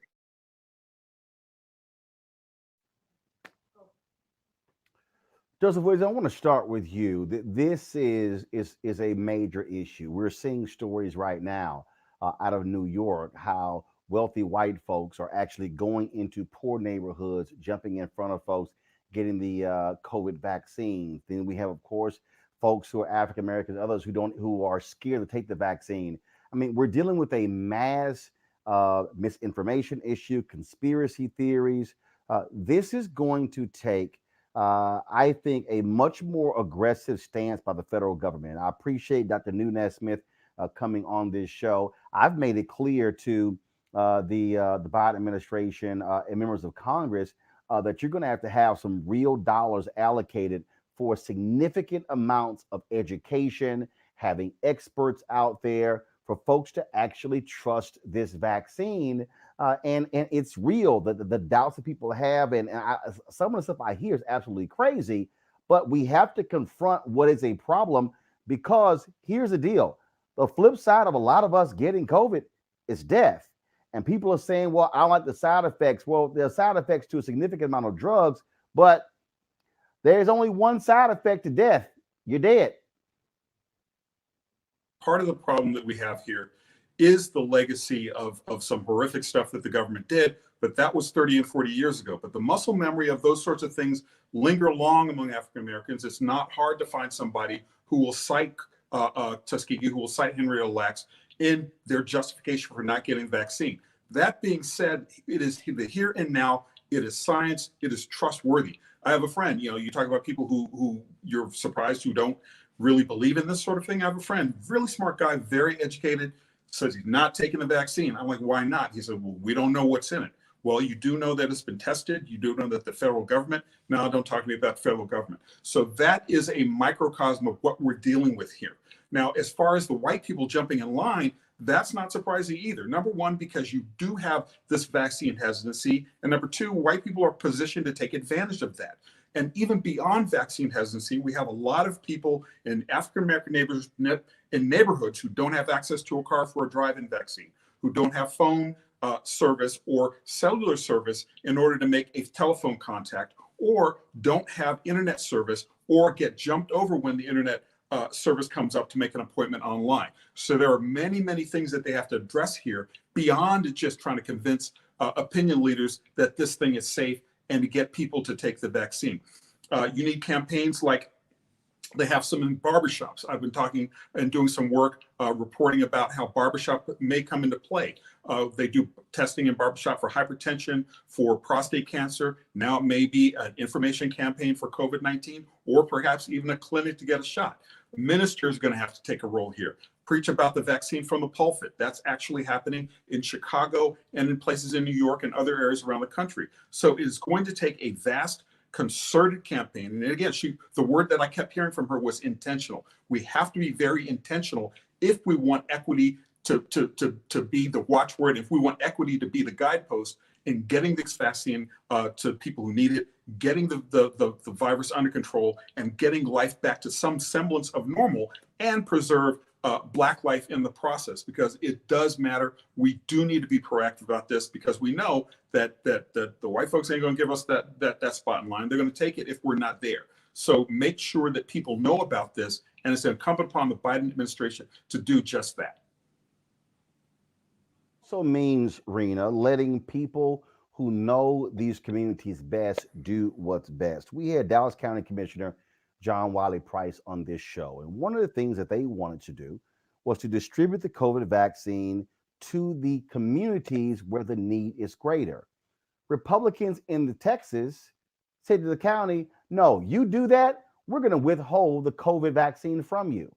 That's a perfect example of a county studying the data, studying the issues that they have, and say, this is how we think is best to administer the COVID vaccine in our county. But then you have big government. Republicans love talking about small government, and we don't like Big Brother telling us what to do. But in fact, that's exactly what Governor Greg Abbott and his folks were doing to Dallas County. Yeah, that's an astonishing example, Roland, and that's a really good one to just show how hypocritical the response is from the right to this pandemic that frankly was handled in such a unbelievable manner by the Trump administration. And I'm normally not one to put all blame on one portion of the government. I like to sort of distribute that blame equally. But from my standpoint, and having studied public health at the graduate level, I know I've mentioned that on this show many times, but I'd like to remind our audience, I mean, my studies, really what I saw was that there are multiple actors who can do their part in a scenario like this, in a pandemic scenario. But remember, this federal government for the past year, and now it's been on our shores for a little over a year, we know that the federal government did not have a playbook. And what they did was punted the ball back to the states. And now that was sort of the sensical thing for conservatives at first. Okay, give governors the ability to do what they want to do. They know their communities well. No, that did not help at all. And I must say, you know, as a person who has studied the government and has a free market lens and generally conservative fiscally, this was the one area that I believe we are suffering to this day because of the lack of a federal unified response. There are very few moments in which conservatives can really get behind the federal government and say, you know what, you right the ship, you lead the ship this time. The smaller governments, your state and local territories, are not well equipped to do this. And this is exactly why we're sitting where we are today with this entire befunglement of the vaccine distribution. Whether you're talking to somebody in Texas, you're talking to somebody in Florida, or here in Northern Virginia, where I live, you are finding out that there are depletion of doses, first doses, mind you. But the fact is that states are ill-equipped because the federal government didn't step in and lead the charge to get with Congress and say, this is how we give states what they need to do to distribute the vaccine properly. So if you ask me, Operation Warp Speed, that was part of the Trump administration and that they love to still talk about as a success of the Trump administration, it was a complete and utter failure. The way they went out was just so catastrophically awful. I don't want to spend much time on that, but what I want to say, we sit here in this moment because when the Biden administration got in, they knew it was going to be bad. But on day one, on January 20th, leading into 21st, the first day of work, they were frankly shocked by how badly Operation Warp Speed had failed and the lies and the deception of the Trump administration. So now we have another layer of problems. We already have these community issues where communities of color and even in Asian American communities, I'm seeing great deception happening in WhatsApp channels, for example, text threads.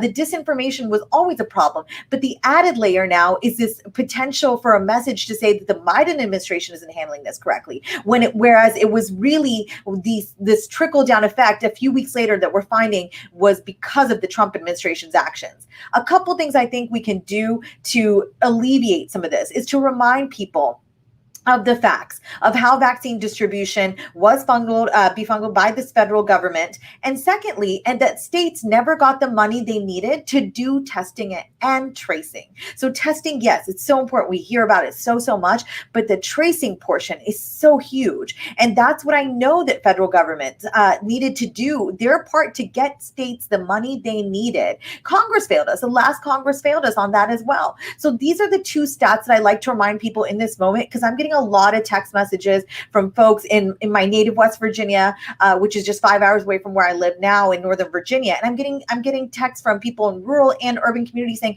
Rena, I'm getting my first dose appointment is getting pushed and pushed and pushed. And I'm reminding people that give a couple more weeks to this administration, as evidenced by this fantastic interview you just did. Give them a couple more weeks to get this right. They are in a moment that is just so fundamentally awful that we we have to give a little bit more time and understanding that they walked into a situation that was far worse and were never actually given the lens to even see or predict that it was as bad as they saw on day one. We have to talk in fact. Teresa, again, this is where trusted voices are going to matter the most, especially when it comes to African Americans.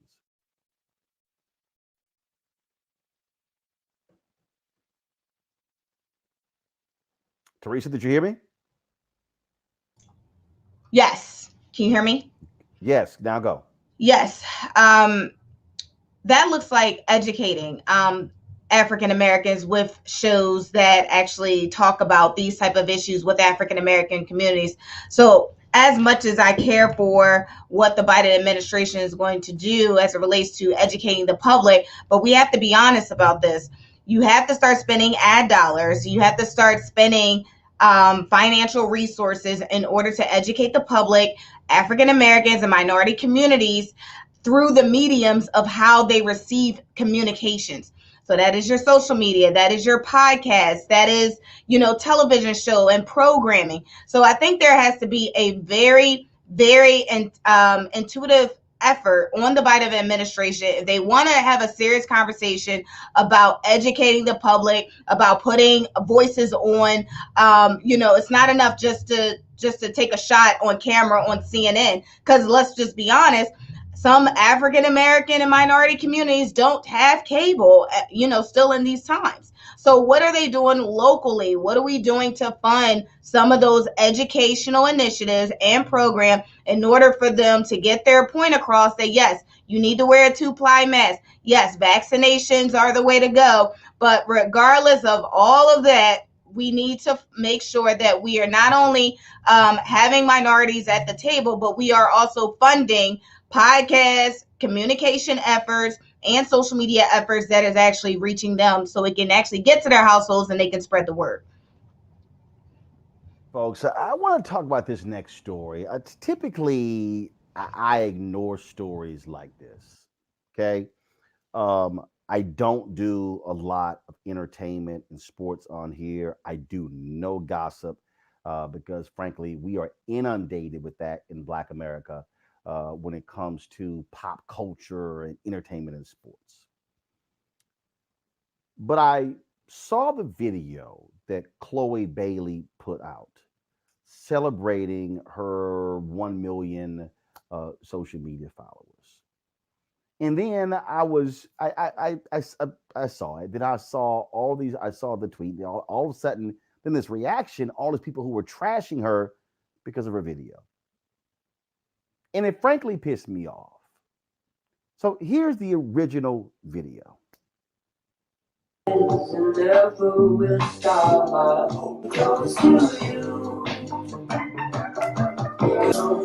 That could cut through. Do you miss me too? Wish you were in my room. Then you make me, I just can't escape with you by my side. So the video was because she surpassed 1 million followers on Instagram. Nothing wrong with the video. No problem, no issues. Yet she then began to be attacked by various people, which led to her going back on Instagram to explain and getting tearful in doing so. And I think for every woman out there, don't change who you are to make society feel comfortable. And I'm telling myself that's not what I'm going to do. And even when I posted the video yesterday, I was posting it because I was saging and doing Palo Santo, and I was like, let's spread positive vibes. I didn't even really notice you all would talk about my ass because I'm like, oh, okay, I'm just walking in for 1 second, 2 seconds, And I feel like I've shown my ass more than I have with that. Like if you look at our performance videos, the last performance we had in December, like I was just so excited and on stage and just being myself. So I don't know. I just felt it was important to address it so you guys get to kind of get to know who I am more inside. And it's really hard for me to think of myself as a sexual being or an attractive being, quite frankly. So when I see all the uproar about my posts and stuff, I'm a bit confused. Like, I really don't understand because I've never seen myself in that way or in that light. So I take it as a huge compliment that you all even think of me as a sexual, sexy being. And, you know, it's never, I don't post what I post for people to, I don't post what I post for to get attention. I don't need that. I am a very spiritual person, and I feel like during quarantine, I got really close to God. So even in the lowest moments when I felt like people weren't seeing me, when people weren't paying attention to me, God was. And I've learned I don't need outside attention. So you all seeing what I'm posting is just me being me. And yeah, I just hope you can just see who I am, and that's it. So here's why I'm pissed off. I'm pissed off because Black women in this country have had to endure a white supremacist society saying that the features of Black women are shameful, are despicable, ugly, and not appealing.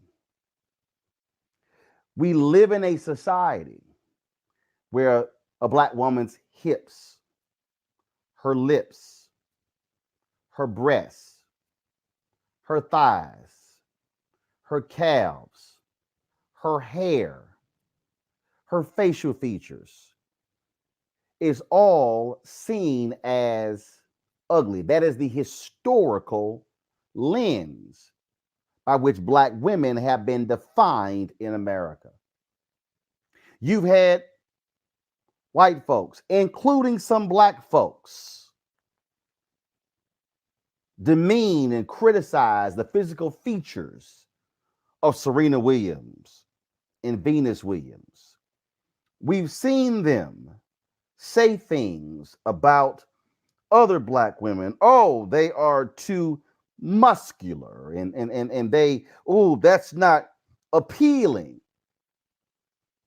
Yet every single feature of Black women has been sought after by white women. Full lips, full hips, breasts, thighs, butt, all of that. All of a sudden, having an ass is all the rage. The Kardashians and the Jenners have literally built multi-million-dollar, billion-dollar companies appropriating Black female beauty, and America's, oh my God, that's wonderful, including a lot of Black men. Yet this sister decides to do this video, and she do other videos, and now all of a sudden that's bad? Now all of a sudden folk are saying, put your clothes on? They're criticizing her hair, criticizing it all? Really? So that little Jenner girl go buy some breasts and some hips and some butt and some lips, creates a whole makeup line, companies valued at $1 billion. Ooh, look at her being a businesswoman. You got all these athletes. Oh my God. Let me tell you something right now. Kim Kardashian gets divorced from Kanye West. It's going to be a whole line of folks lining up trying to get with her.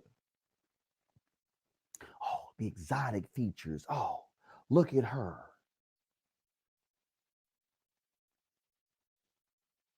Go to the conservative websites, Daily Caller. Oh, they posting videos, photos of women. New York Daily News.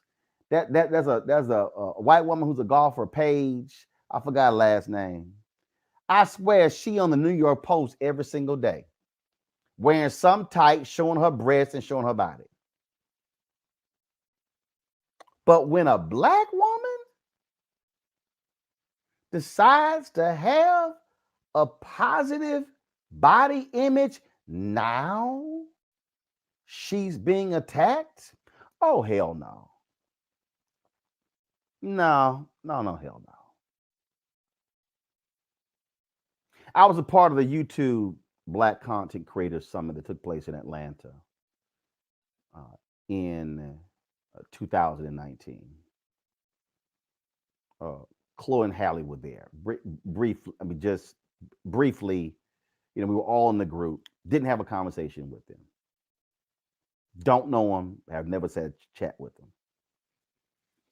And I could have easily skipped this topic, Teresa. But the reason it matters, I got 9 nieces, 4 nephews. And I've got a mama, 3 sisters, numerous aunts, numerous female cousins. And what I need our people to understand is that when this generation of black girls sees the hate being thrown at a Chloe Bailey, that can have a negative impact on how these same black girls, black teenagers, young black women now see themselves. And so then oh, well, if Chloe isn't good enough, then I'm ugly.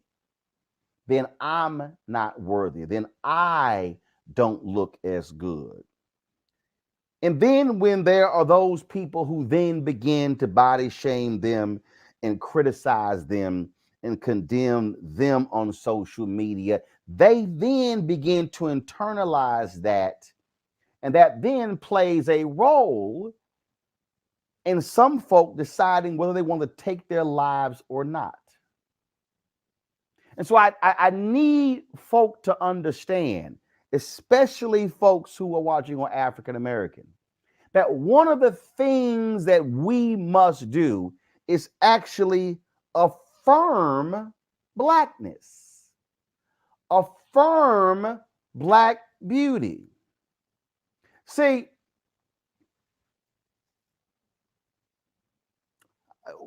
I did a 8th grade graduation for Father Michael Flager.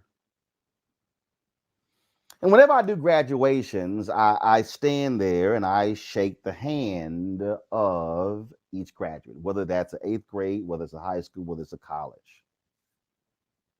But also I watch people. And I notice how nearly every girl, how they hug, there was this hesitation, there was this distance. And I said, Father Flager, y'all got a problem in this in this class. I'm seeing the relationship. I have always made a point of hugging nieces and nephews.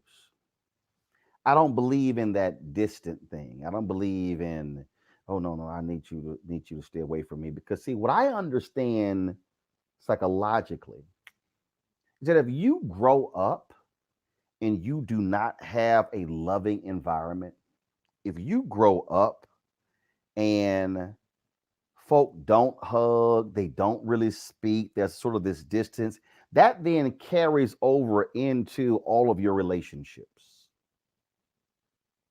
And so for me, that is important because I believe as a black man,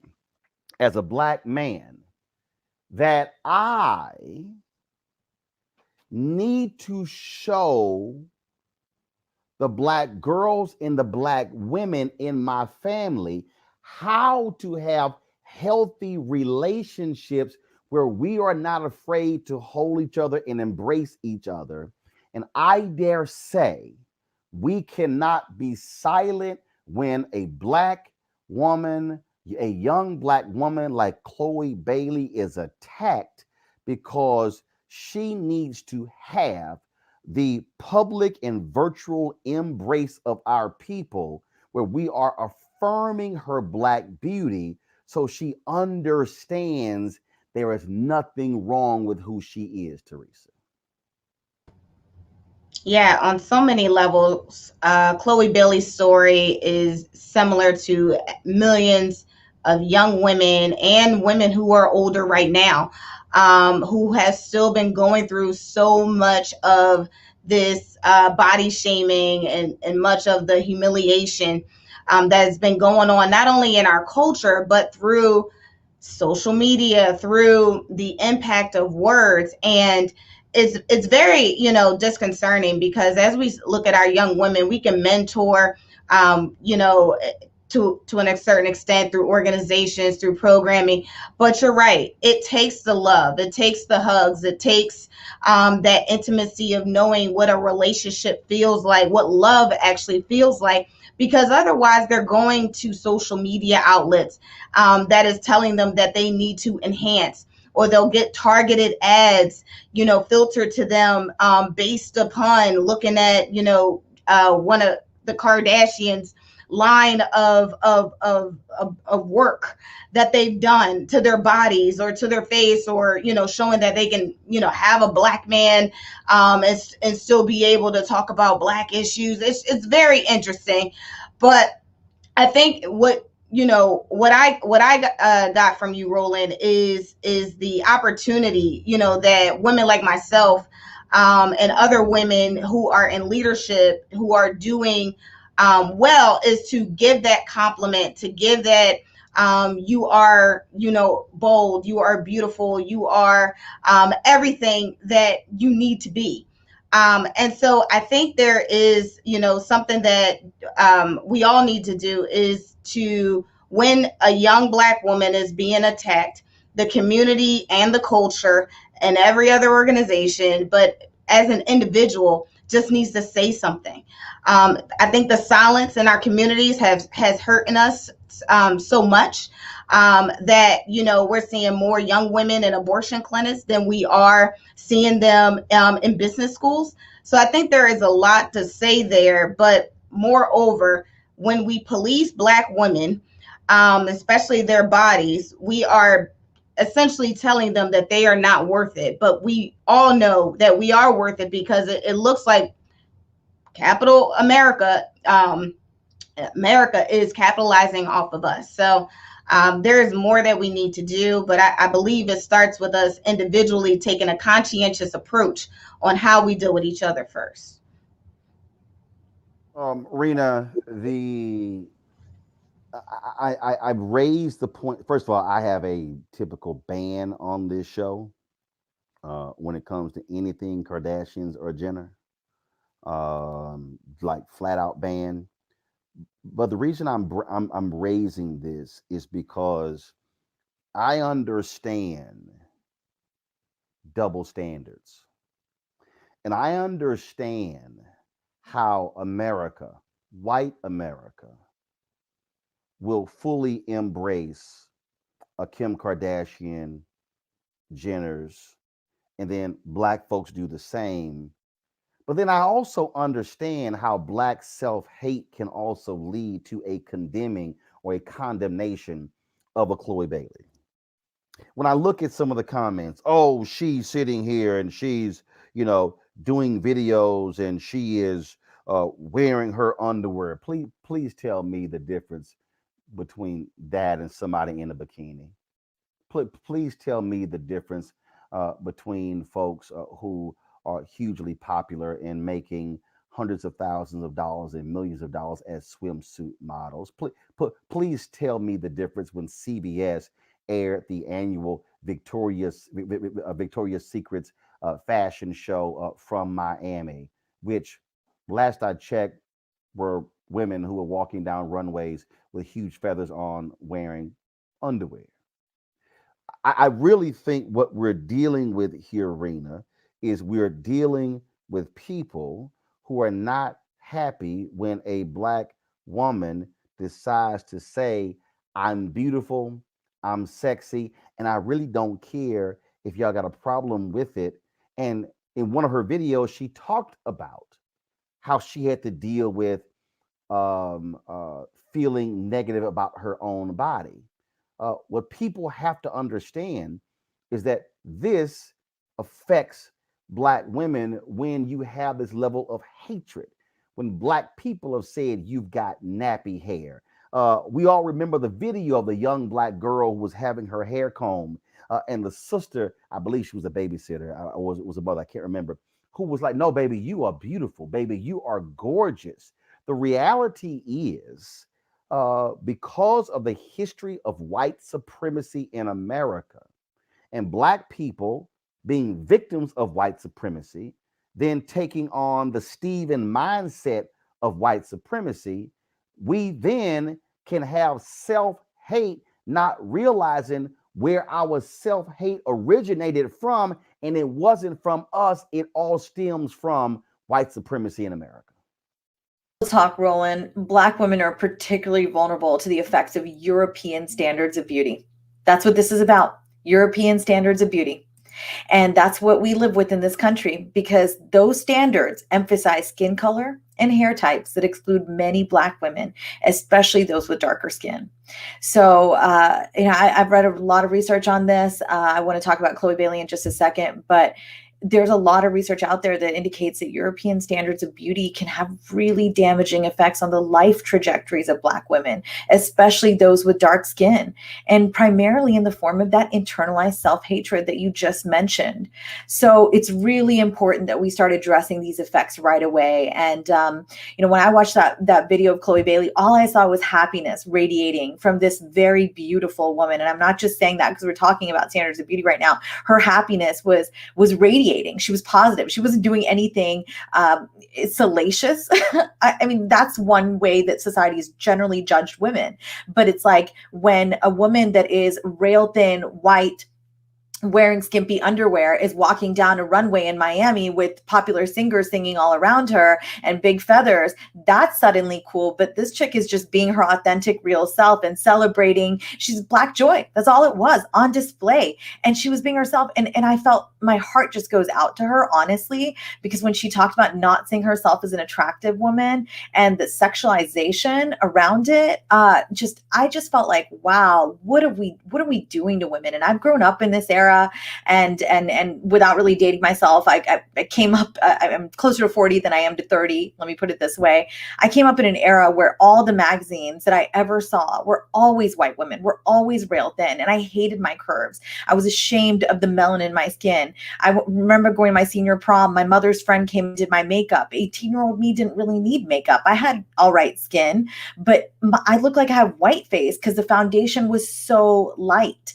And it's because of where I grew up in rural West Virginia, there just weren't that many people of color, Black, Indigenous people of color. There just were not that many of us. And so what was available in the drugstore even wasn't really reflective of our skin tones.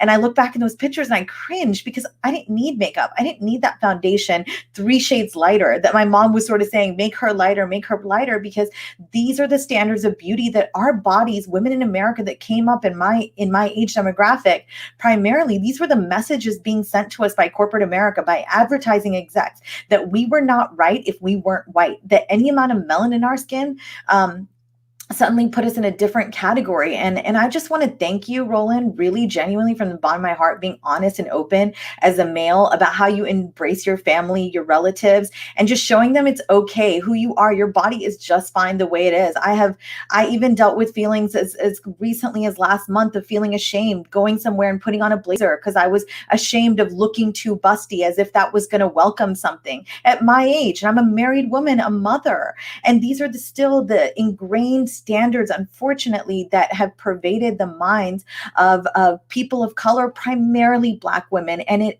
infuriates me when I see look, the Kardashians and Jenners, I rock with you because you do not touch that stuff. But it infuriates me to see them totally appropriate what is Blackness and be celebrated for it. Yet the very people that these traits belong to are being shunned and being given this kind of treatment that Chloe was. It is not all right. And I just want to I want us to have an even more open dialogue. I'm confident that by the time my girls get older, they will be celebrating the skin they're in, and they will not get the messages that I got. That were truly that I was some sort of exotic creature, that I was not like everyone else, when genuinely I was just like everybody else inside, but I was being judged on things I couldn't change, like my skin color. And I just want to give one last thing here, one really small thing. I was visiting New York City when I was in my early teens, and I was from West Virginia, and I had great parents that always actually, besides my mom, a little bit of friction there with the skin color stuff, but my dad definitely didn't subscribe to any of that colorism stuff. But I was visiting New York City, and I was on a train with a cousin, and there was a Black woman who came up to me, and she said, "How much for your hair? Can I buy your hair? You're Indian, right?" And I was like, "No, I'm American. My parents are from India." And I just couldn't believe she wanted to buy my hair. I thought, I was so confused. I didn't understand why she wanted to buy my hair. And because I looked at her hair and I liked it. I was like, I like your hair. And I was an innocent young girl back then, but this is a vignette of exactly how wrong society has treated Black women, and to make us make women of color, but make my Black girlfriends think that they were not enough, that they needed to have something else, be something else to be beautiful. So wrong. And I look forward to the beauty industry changing. I've seen evidence of it changing, and I'm confident that it'll continue to, because that's what needs to change first, genuinely.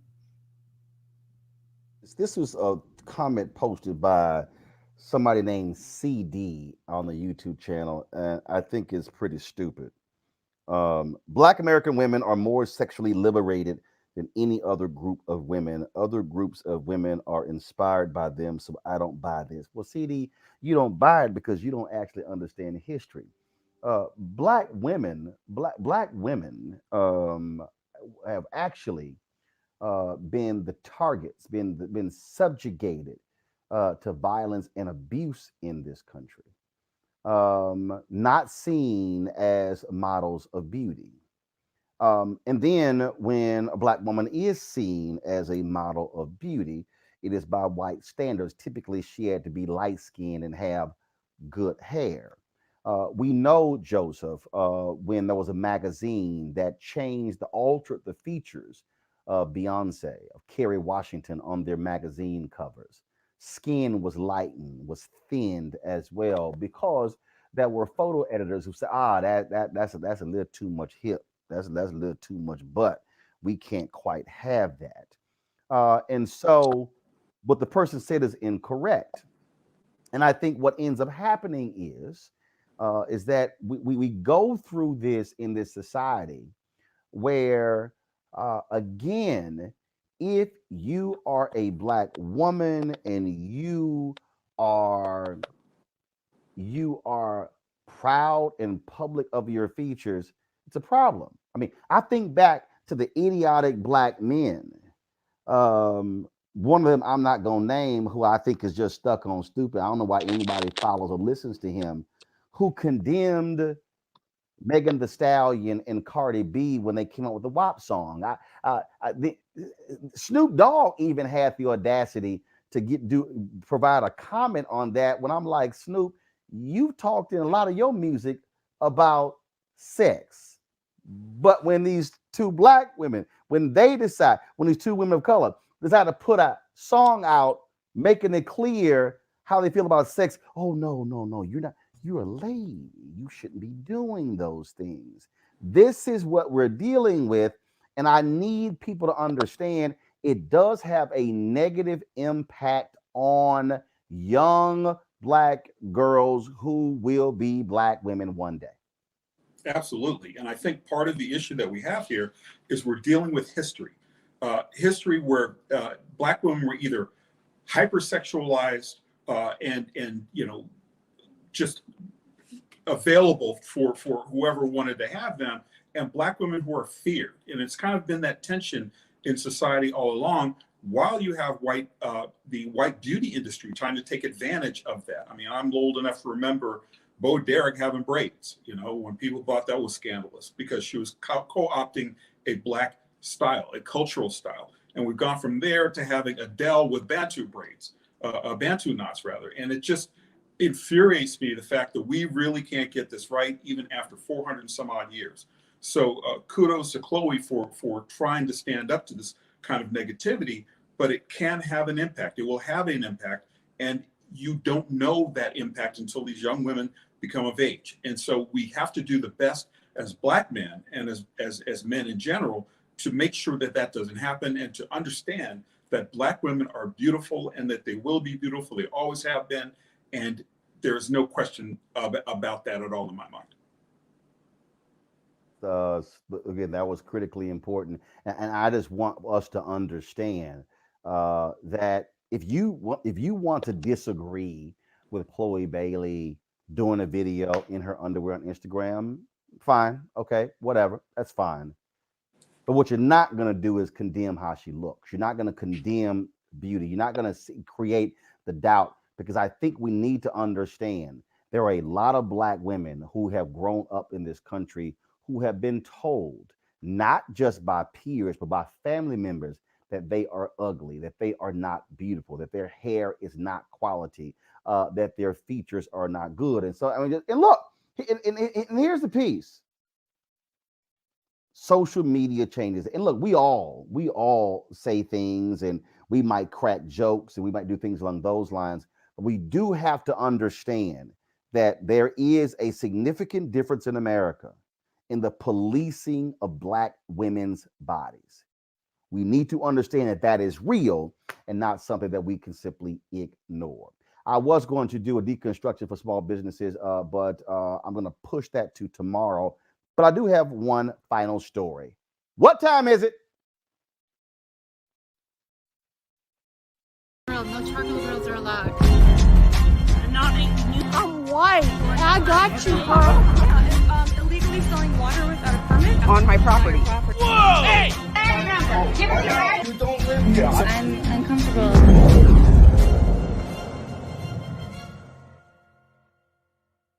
All right, LeBron James and the Lakers were playing the Atlanta Hawks when he got into a spat with a white woman on the sidelines who was not particularly happy with something that LeBron said. Here is the video of the altercation.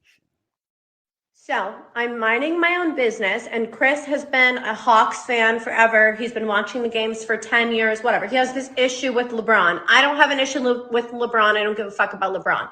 Anyway, I'm minding my own business, drinking my wine, having fun. All of a sudden, LeBron says something to my husband, and I see this, and I stand up and go, "Don't fucking talk to my husband." And he looks at me and he goes, "Sit the fuck down, bitch." And I go, "Don't fucking call me a bitch. You sit the fuck. Get the fuck out of here." And I go, "Don't fucking talk to my husband like that. Don't talk to my husband." And he literally was like, "Fuck you, bitch. Sit down, bitch." And all of a sudden, now I'm getting kicked out. Excuse me, I have courtside seats that I pay for. Fuck you, LeBron. You're a fucking pussy. Get the fuck out of here. You're going to let a 25-year-old girl intimidate you during a game? Bye, bitch. Yo, I truly cannot fathom how whack some of you guys are. Like, and I don't know about you guys, but if my girl was at a game and someone was talking to me and my girl didn't stand up for me, I would reevaluate that relationship. So for all of you clowns saying, "Your wife's a gold digger," guess what? If I was a gold digger, I would sit back and mind my own fucking beeswax and I wouldn't open my mouth. But guess what? I'm not a gold digger. That's my husband. I love him. If someone disrespects him, I will check him, whether it's LeBron James or a fucking bum on the street. Now, that was the video, not of the altercation, but of course, her comments on Instagram after the game where she was a little salty. Well, let's just say she got her ass lit up on social media today. And so Courtside Karen released the following statement. To say things escalated quickly at yesterday's game is an understatement, and I want to apologize for losing my cool and removing my mask in the heat of the moment. Her name is Juliana. My husband is a huge sports fan, and we're passionate people. Juliana Carlos. My husband is a huge sports fan, and we're passionate people. And let's be real, sports wouldn't be sports without a little trash talking.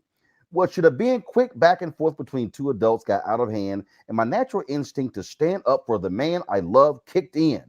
Did I get defensive when that happened? Yes. Did I use offensive language when I could have taken the higher road? Yes. And for these things, I take full responsibility. No.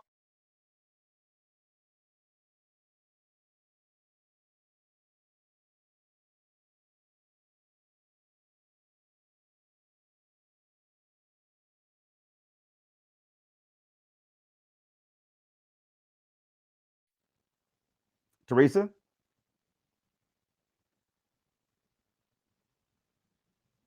I can't hear Teresa. Yeah, Roland, I couldn't hear you either. Teresa, you gotta stop hitting that mute button. Wait a minute, I couldn't hear you the entire time. Just say it again. My Lord, see right there. Oh my goodness, see, hitting me button. What I said is, this is what happens when you want your 15 minutes of fame, and what you really got is notoriety or infamy. Absolutely. You know what? Karen's like this, 25-year-old Karen, she's standing up for her man. That's all great and everything. But I mean, it's a bit of interesting, I think there's two ways she could have handled this, and she could have stayed on the sidelines in her courtside seats, but she decided to take it to Instagram. She decided to continue to antagonize the situation. So I don't think that was like the best method for her to do, and then come out with this issued apology statement. I mean, part of it is, once you already put the video up of how you really feel, the apology statement is kind of just null and void. It's that somebody just coming in and saying, hey, we need to try to fix this, and here's what it is. But at the end of the day, we already know what Karen is really thinking. But she's just on the watch list at this point. All right, folks. The folks now, folks here, they couldn't actually hear me as well. Did y'all actually hear me read her apology statement? Okay, if y'all are on YouTube, let me know if y'all heard me actually read her apology statement. You should have heard me. I don't know what the problem is. But Rena, the crazy thing here is that these people are sitting on courtside. They actually think they have the right to talk to NBA players. They're working. That's their job. And guess what? When she showed her ass, security walked her out. Love it. I mean, Roland, on its face, it looks like, okay, this might not have been a Karen situation, just a stand by my man type of situation. But right away, what I sniffed was entitlement. I mean, the entitlement this woman has, the feelings that she must bring to her courtside seats are that I own these people. They're here to entertain me because I can afford courtside seats. Now, that's a different layer of problem. But the reality is, I mean, it's LeBron James. He's obviously somebody my hat's off to. I'm a big fan of LeBron, I must say. I'm from next door, West Virginia, so I got to embrace something over next door, Ohio. But look, I mean, this is, if LeBron were white, do we really think it would go down like that? This was I don't want to say it. You know what I'm saying. This was a situation. It would. First of all, fans act a fool. But again, the issue here is this here. Just because you sit courtside, just because your husband is a huge sports fan, and just because he looked like your grandfather and you 25 years old, don't mean that you actually get to sit and act a fool. You are to conduct yourself accordingly. That's right. I'm glad they walked her behind out, and she probably issued an apology because her husband said, "Now, damn, you embarrassing the hell out of me." That's right. I mean, I can't imagine how he must have felt that night. Like, that was not a good move. You would have been better off just sitting there silent and just watching it. I mean, yeah, obviously sporting is sporting, but this was a situation in which it was literally, she's looking for her 5 minutes. She's got this entitlement mentality where she feels like she deserves something. She deserves to act that way, the way in which she can even stand up to LeBron when she's in his house, basically. I mean, well, I don't know if it was a home game or what, but the reality is this is the problem. Atlanta, but it don't matter. It doesn't matter. It's his house. I'm telling you, all these Karens, look, y'all showing your ass. I'm just letting y'all know. That's okay, right. Act a fool. And then LeBron, of course, had tweeted, "Ooh, she big mad." Bottom line is, boo, we all know you, and she probably gonna go real private real soon on her Instagram and Twitter because she was running her mouth.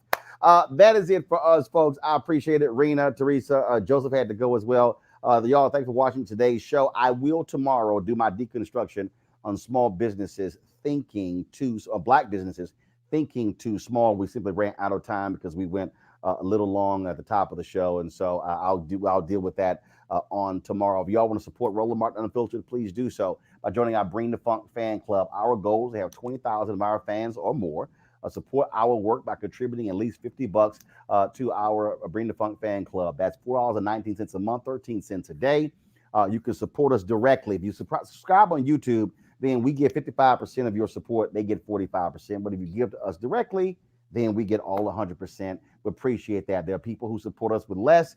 People have sent us a buck, $5, and $10. There are people who send us $100, $500,000, $1,000. It's really up to you. But your dollars make it possible for us to do what we do. Hopefully, we're going to be back in the studio tomorrow with the, of course, snow subsiding here in Washington, D.C. Our staff will be able to get back into the office safely, and so we will do so. But please support us via Cash App, $RM Unfiltered, PayPal.me/R Martin Unfiltered.